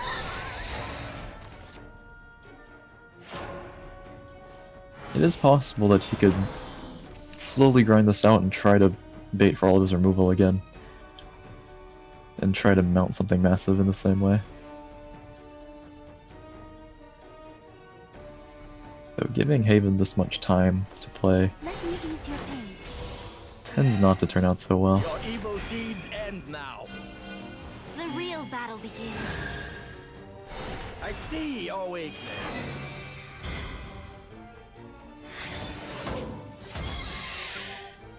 Solid cudgel. Takes board. Sees the eye's weakness. Who's as old as You dirt? won't get past me that easy. It's just like back in the old He has the days. levy for a second Crimson Sorcery and boosting a piercing ring, but 17 health this late in the game is not easy to burn down when it's Haven craft. War is such sorrow. Especially when they have a plethora of sources to heal at the moment. Mm-hmm. Of Cocytus might be pretty good here, allowing him to have a fat 5-drop as a 13/13. Mm-hmm. Your evil deeds Maybe deciding it might be a end bit too now. slow, Gotta see me dance. but outside of Dance of Death, no answers for that.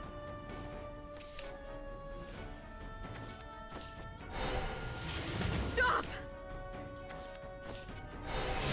Hey, that's no! Push him to. That does bring him very low, but Trotta gonna bounce a lot of that back up soon. These pitiful lines. I would cry in the corner if I saw Right. him cure it. And maybe that's the closest thing to feeling like the only way to win is through burn damage and your opponent just renos. The Lord will. All the burn damage he has this turn has just been thrown away by that Trotta.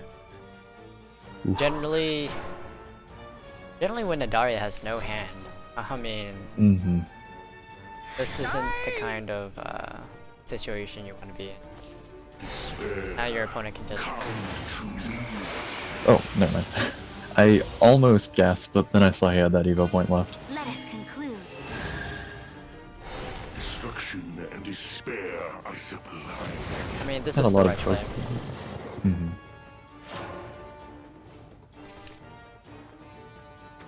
Atone with your lifeblood. Blade Mage kinda dodges lethal. We shall meet again in the depths of hell. Oh, I was about to mention, just That's what I call in the a one fight. exception of that. could not escape. That is Mhm. unfortunate. But I also wanted to say, like, if he had just went straight for damage without trading too much, would Mhm. he have won there? Was that lethal with the curate and the... No, yeah, that's 12 damage. He had what, 12 or 13? I remember he dropped him down to 3.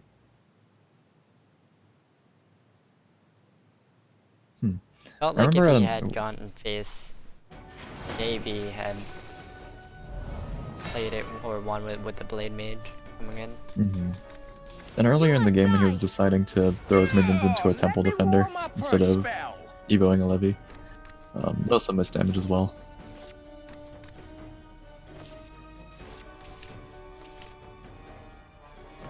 Alright, we do get to see his control sword deck come out here.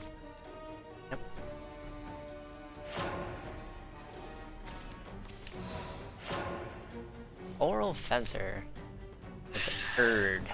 Maybe. Interesting. And Call of Cocytus. Very nostalgic looking deck here. Minus the Erd and Call of Cocytus. Minus the Erd, yeah. I'm trying to think of the possibilities for Erd here. Like, front guard general, maybe? Seems a bit extreme. Judgment falls. Well, he made it this far with this deck, so... Mm-hmm. 2 Darias in hand. It also seems like Grandmaster is quite fond of Call of Cocytus to have them both in his deck. Mm-hmm.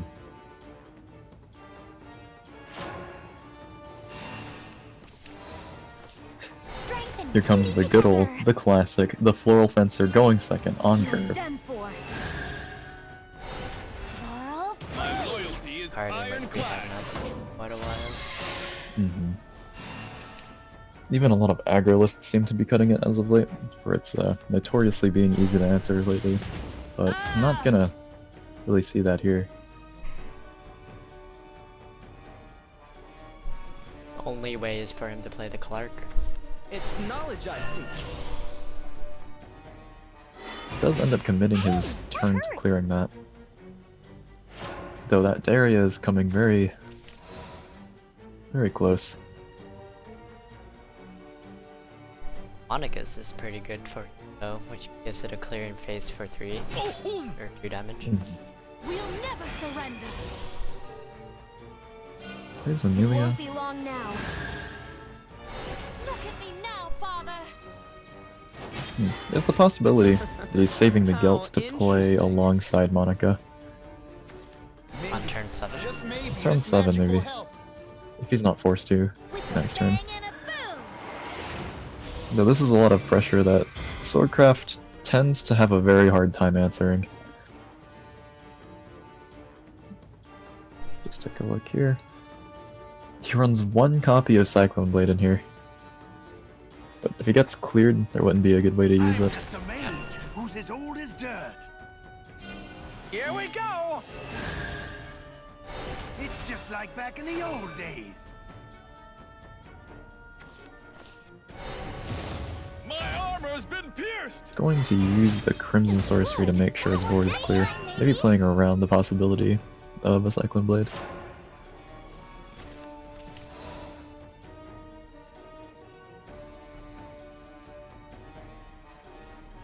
He does have potentially 2 wards, but he's gonna end up playing this. It all Monica. ends here. Would you say this is unfavorable trade? One little failure's nothing. It's not pretty, but it does play around the most damage. Yeah, right.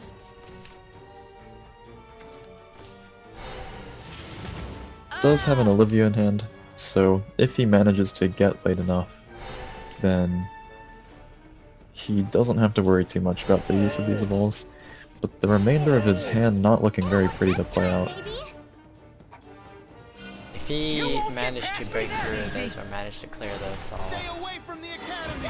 yeah, somewhat of a good spot. Alright, if he can draw a Cyclone Blade here. Destiny calls. Here comes the Meteor, it's, urge. Just maybe this magic will help. Leave this to me. Still a lot of damage to be coming at face here. Board of 5 fighters incoming. I'm just a mage who's as old as dirt. You wouldn't. Answer. He needs. Gets a ward, they'll need something more than that. Leave this to me. Starts his turn with that.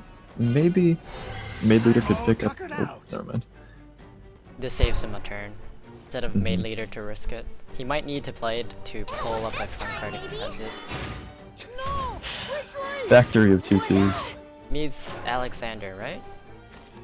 Alexander could save. Ooh! So Ooh. close. So close. Not at the. Well, Maid Leader could pull Amelia. Let's play 2 goats. Oh! The card that he needed. The card that he needed. That would have been like the first time I see Alexander really shine in a tournament, and he's just 1 mana late. Oh. So close. So hyped to see him. That Bahamut and Alexander pushing to try to deal with it, but both just not quite. Ah.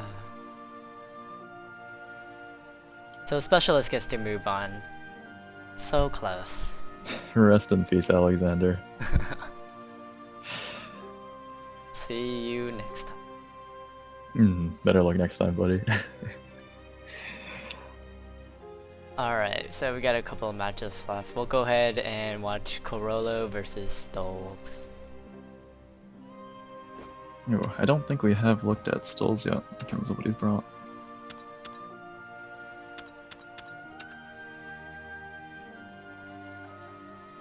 stalls with Bloodcraft, looking like pretty dedicated control, alongside Havencraft, Guardian Sun Satan. No laners or seraphs inside here. Time for me to prove myself. Prepare for defeat. Looks like Not we... the most. Sorry. Sorry. We have Blood versus Force going on right now. Mm-hmm. Go ahead. No, not the most favorable matchup for Control Blood, but he's running max on wards here. 3 Vites, 3 Goblin Mount Demons, and 3 Queen Vampires to try to keep himself stabilized. They're picking on me. Come on, let's play. Hey, that hurt. Hey, let's play. Stalls with the double Tears of joy, control I've lineup as arrived. usual, I would think. I'm the Force Protector. Answering back with a bigger ward. Me? Really? Doesn't really have much of a play in that turn either.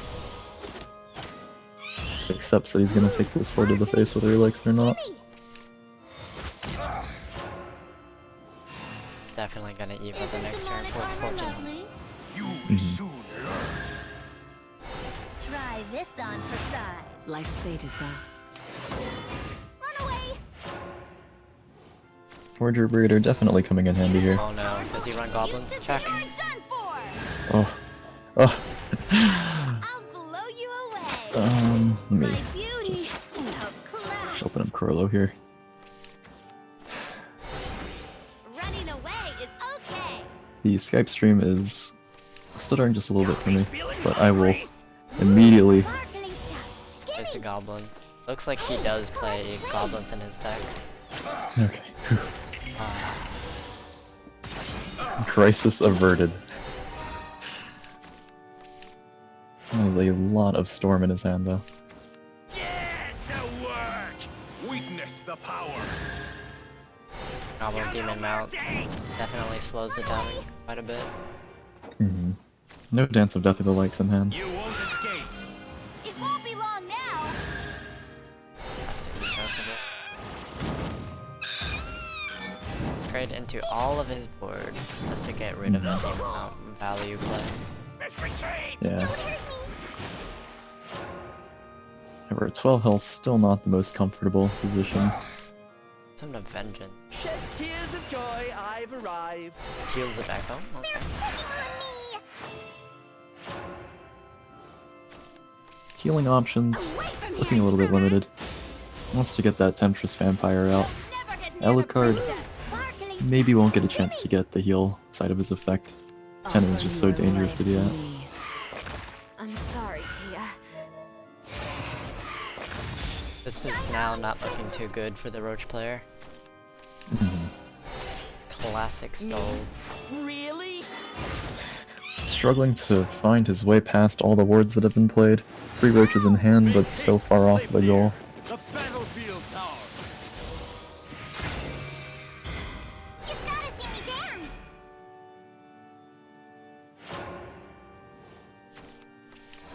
Hey, Okay. let's This play. actually might give him a decent chance.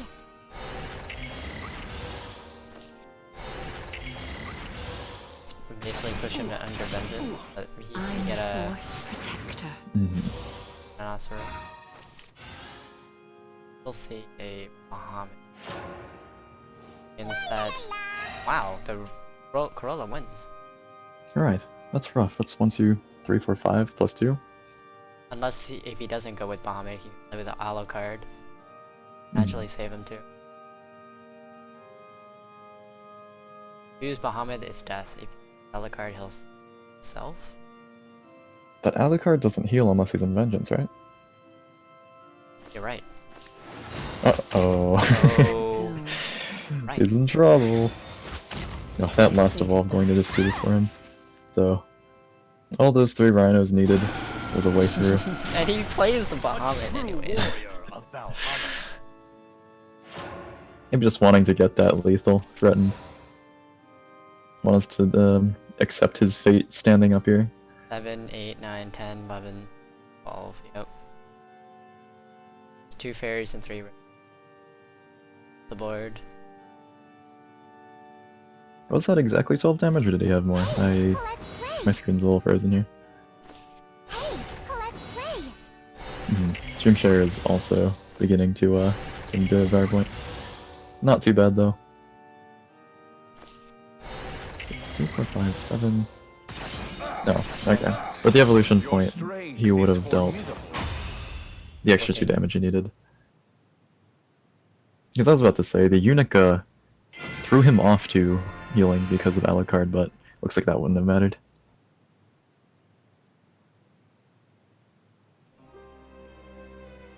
Corolla takes that win.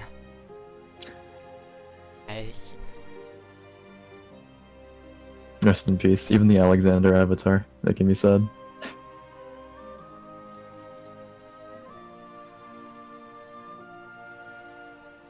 It's like round 7 is almost done.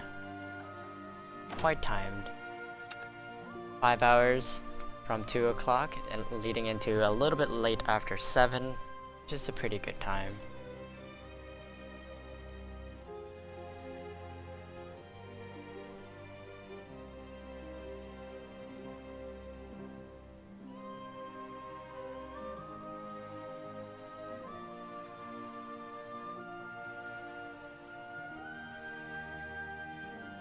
Like stream's dying. Ah, rip. Oh.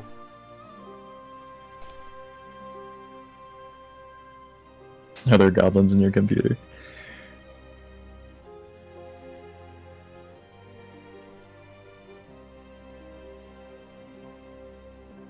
Sorry guys, so apparently the reason why we're having issues with the internet is because my internet is going on maintenance, my provider, on the weekend.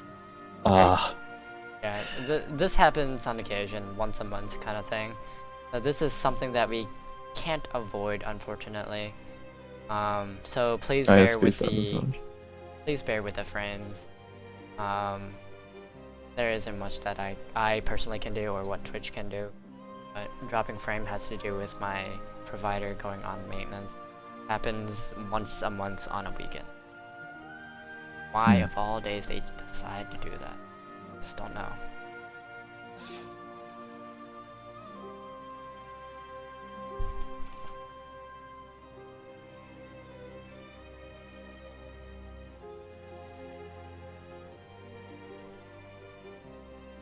I'm not sure if the stream is always dropping frames. Every now and then there seems to be some discussion going on. Judging from the consistent... My frame is dropping from like 3k to like 1k to like 100 kilobits per second. I know it's my internet provider. This only happens once a month. Right. Just happened to land into it. Unfortunate. Hooray for DDoSers. DDoSing my provider. Happens every time. Goblins getting in the wires again.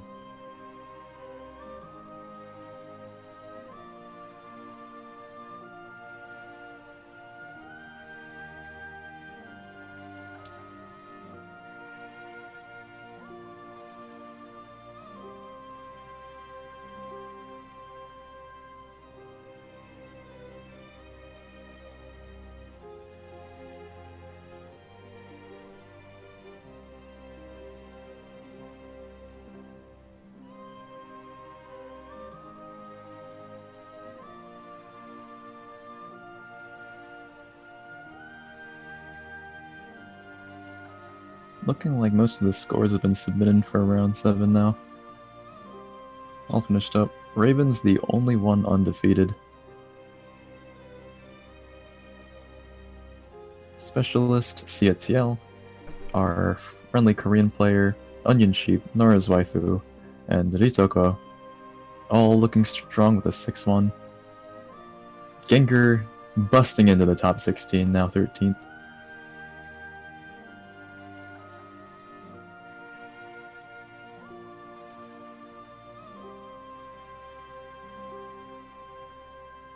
Unfortunately, our previous meme king with the PTP rune hasn't taken a match since we saw him in his glory.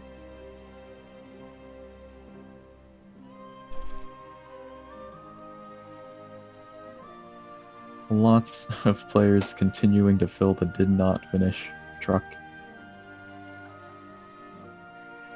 Yep.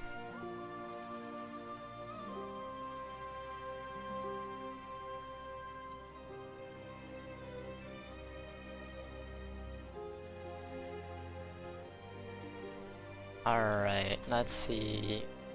Flyza Hell versus Anna Alex. We're gonna not pronounce the middle part.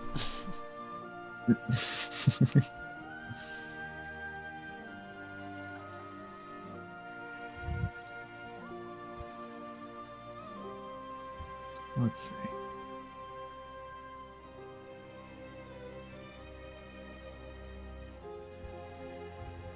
So, Fly as Hell, coming in with Swordcraft, looking like a dedicated control build, as well as Havencraft. Looks like they just got finished. Yay, now we're good to go to the last and final round. Alright, so this determines the final bracket for top 16. And we're gonna go ahead and start. Alright, we have Ravens 13 versus Ritoko as the #1 match. Ravens with the perfect score of 7-0. We have Specialist at 2nd, Ciatl at 3rd. The Korean guy we can't pronounce at number 4. Local friendly Korean at 4. Yep. Friendly local Korean, yeah, definitely. Onion Sheep at number 5. Noris Waifu at number 6. Ritoko at number 7. Kyo number 8. Fatina at number 9. So if he loses this, he might be out, or if he stays, he's guaranteed to be in the top 16. So definitely tough position for him. We also have Codex as well. Yep. We have Falaren, Goms, the Jordude, Gengar, this is Zarasta, and for 15 I can't pronounce. Apodo. Apodo, right? Keep forgetting. Vernaster at number 16. Coro at the dreaded number 17. So let's go ahead and start with the matches between Ravens versus Roco.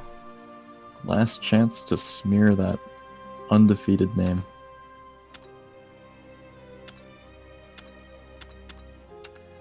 Apparently, Ravens is a pretty strong player, very consistent.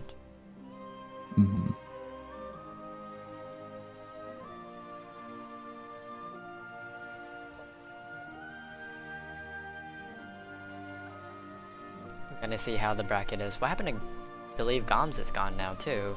Dino T. Oh really? I didn't name any of them as part of the. Oh no, Goms is number 11. Yeah. Goms at 11, right? Right. Dino T is out. Gengar is looking at. Did I mention Gengar? 13th place, busted into top 16. Yep. Not number 17 anymore. Unless he loses this one.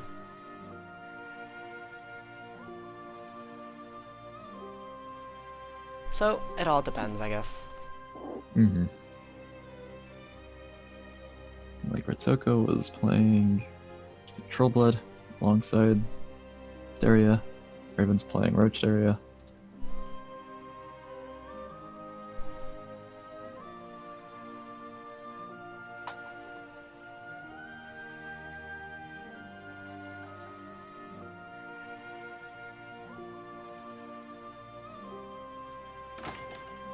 Alright. Here it is, Ravens 13 versus Roco coming.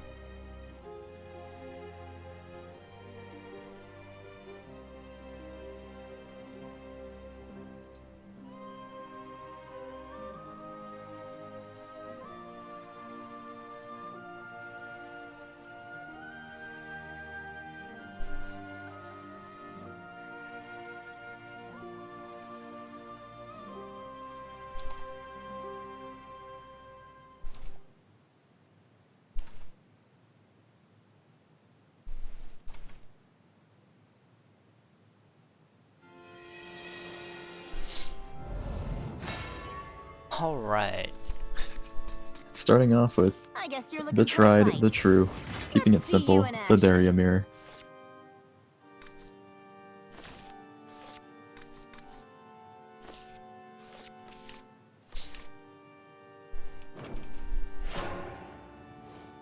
So Daria in each opening hand.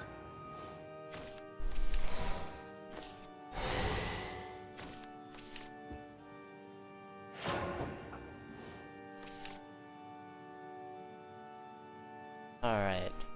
Meanwhile, what do we have here? One side getting some boosts, going second on the Daria. Other side not looking like it's opening much in its opening turns. Not many kaleidoscopic glow targets in this mirror.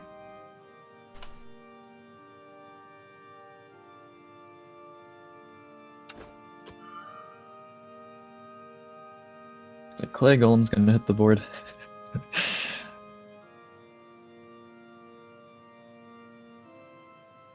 But there's a Craig. Starting point for this, but I'd rather get that spell boost on everything with the kaleidoscopic glow.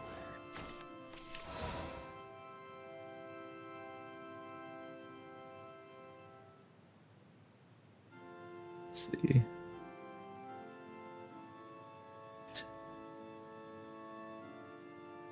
You choose to play back out the Witchette. Spell boosting Ogler and Daria in the meanwhile. It'll work this time, maybe. But puts the golem back up on instead.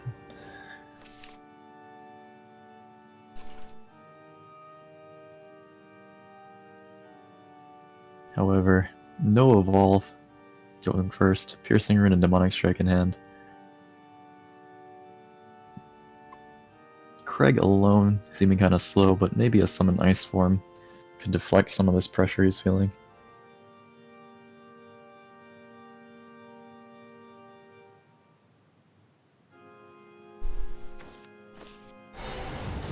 One little failure Goes is for the nothing. Demonic Strike. Admittedly, with the maintenance happening, I'm a little delayed in seeing where it goes. Kills a minion.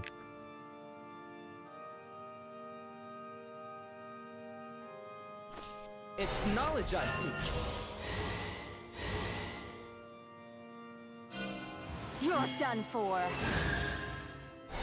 Whoa! So going to evolve face here.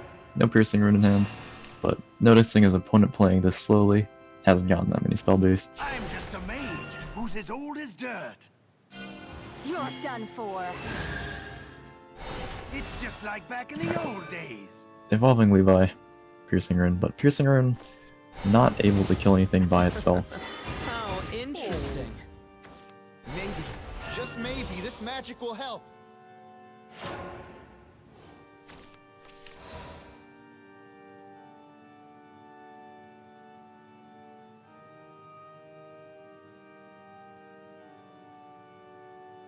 Seems like the internet is I'm slowly just a mage stabilizing. who's as old as dirt. That's good to hear. It won't be long now. Hopefully I have not jinxed. It's just like back in the old days.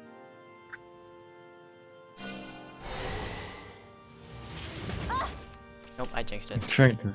Oof. I'm trying to judge by the consistency of the screen share I'm getting. I'm trying my best to cast in the Shadowverse.ppt. After all. What is that? The PowerPoint slide. PowerPoint, oh yeah. Well, I see him playing the Ogler. Kinda keep up. Has the Piercing Rune. Not too tough to clear this one. But maybe he wants to play that Daria too. I'm all tuckered out. No!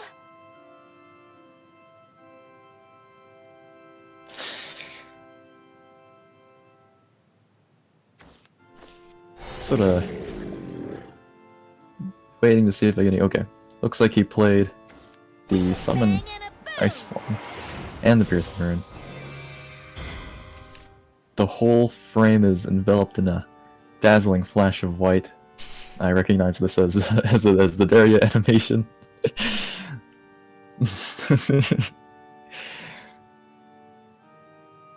not going so well. I'm sorry for this. It is all good. In any case, the Daria was played. He dropped out his hand. He has the 0-cost Ogler, which is played just now. It won't be long now. Goes to Daria. You'll all be swept away. Okay. I see the frame of Daria being evolved. There's the trade.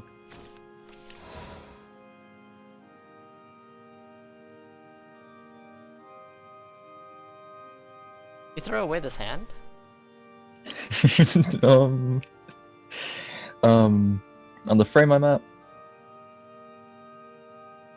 if we're talking about the 2 Darias in hand with the piercing rune, conjugal and magic missile, I just might, not looking like there's a way to deal with that 7-4 there. Past the summon ice form anyway. Sure. With a bang and a boom. Interesting, he'll put 2 damage on it. Oof. Maybe this Fate's hand will score him. I'm gonna end the Angelic Snipe and a Magic Missile, maybe? Ooh.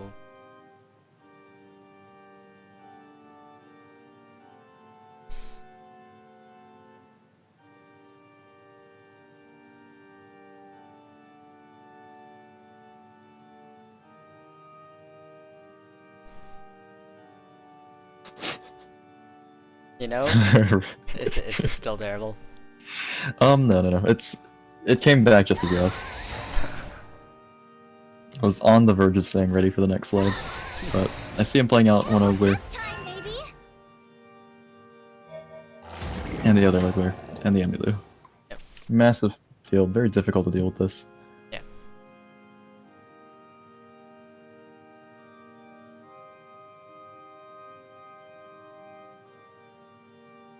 No evolves left, and with the way that Ogler is statted, it can't trade into itself.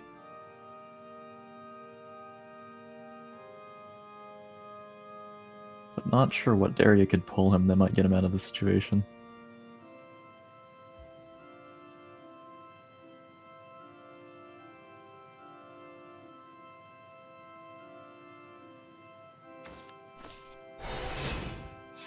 Throws out the piercing rune. Gives some 2 trades here. Maybe, just maybe, this magic will help.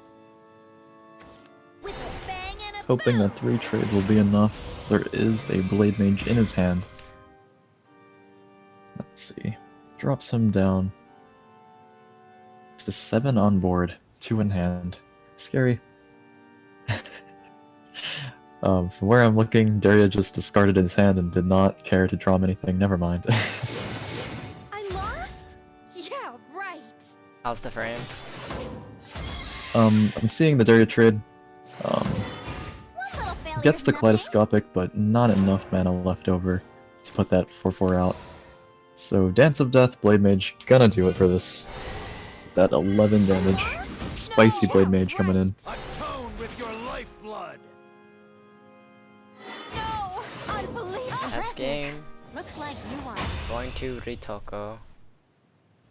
Getting the advantage over Ravens 13.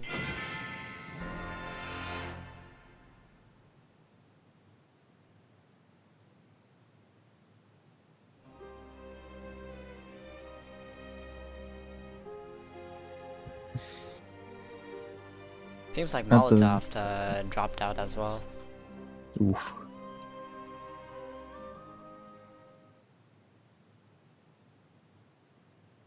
The ashes of the fallen continue to pile up.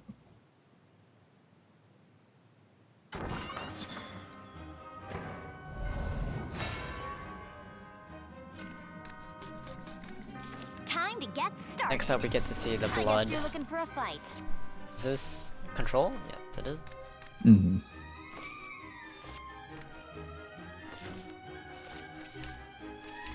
Like he still sticking with Daria.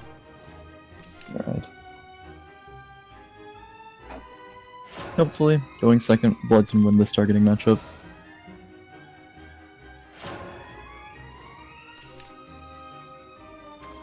Maybe, just maybe, this magic will help.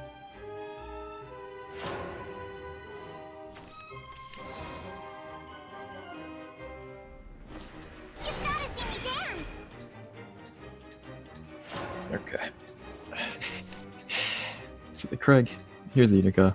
On 3 mana, he can play an Ogler. Pretty massive, dodges a lot of removal. Maybe, just maybe, this magic will help. Our point still bad? Every now and then. I think it updates just enough for me to stay just caught up with the game.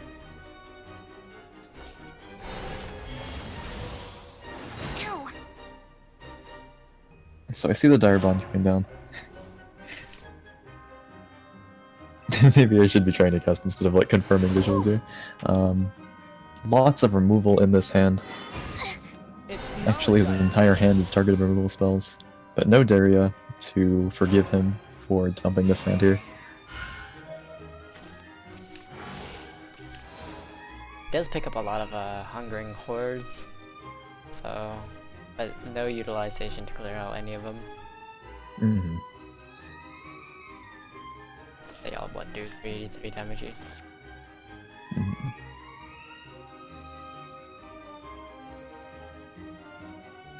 Horde of spells. I don't know where I'm 3 going. con. Let me ease your pain. Go! Just goes for the Healing Angel instead. Love remedies all. They're triple Hungering Horde.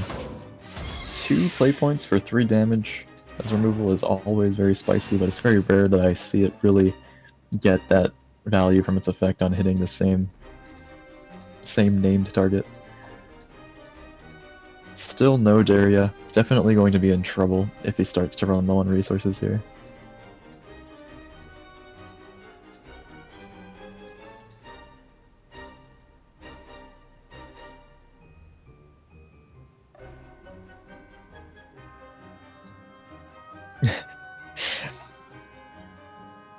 We see chat saying it's a podcast. Maybe I should try describing a bit more in detail. Try to keep things updated. So, on the board we have a challenger has a Dire Bond and an evolved Healing Angel for 2. Out comes a magic missile aimed at his face though. Both scientists locked in an intense stare down with the Healing Angel right now. 3 play points left after that. Magic Missile could be spent on a Blade Mage or a Levi. Decides to play the Levi. Master of Magic comes in for his students. Evolves it. It's just like back in the old days. And this Crimson Sorcery is not going to be used, but rather one of the... But Craig trades into the 4-2 Healing Angel. Back to Control Blood, his entire hand is removal. Has a Wardrobe Raider, but 4-4, 2-3. Not the most ideal of stat blocks to be trying to hit with that. Still plays it. Right side of it, at least he has enough Diabolic Drain to like if it ever gets too low, he can just heal it all back up. Mm-hmm. And also Vampiric Kiss to I'm all hit them. tuckered out. A lot of healing alongside that removal.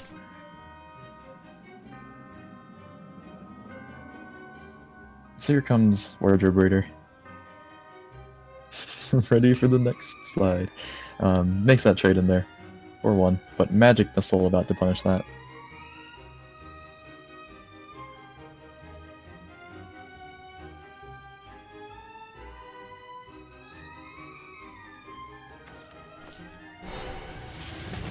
My beauty. Looking like there's the Magic Missile, draws into a Conjure Golem. Lots of burn in his hand, 6 from spell effects, a Blade Mage left over, and an Evolve Point alongside it. However, that is a lot of healing he's going to have to try to push it through. Still no Daria.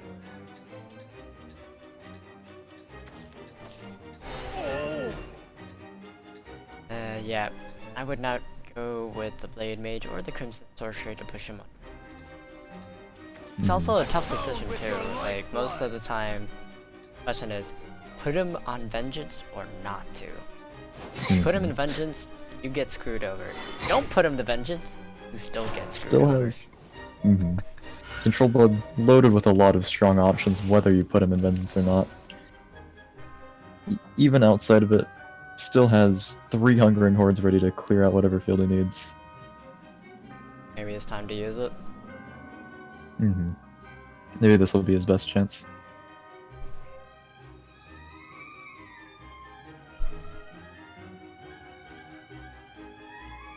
He has 4 more turns left to use a Bahamut. Mm-hmm.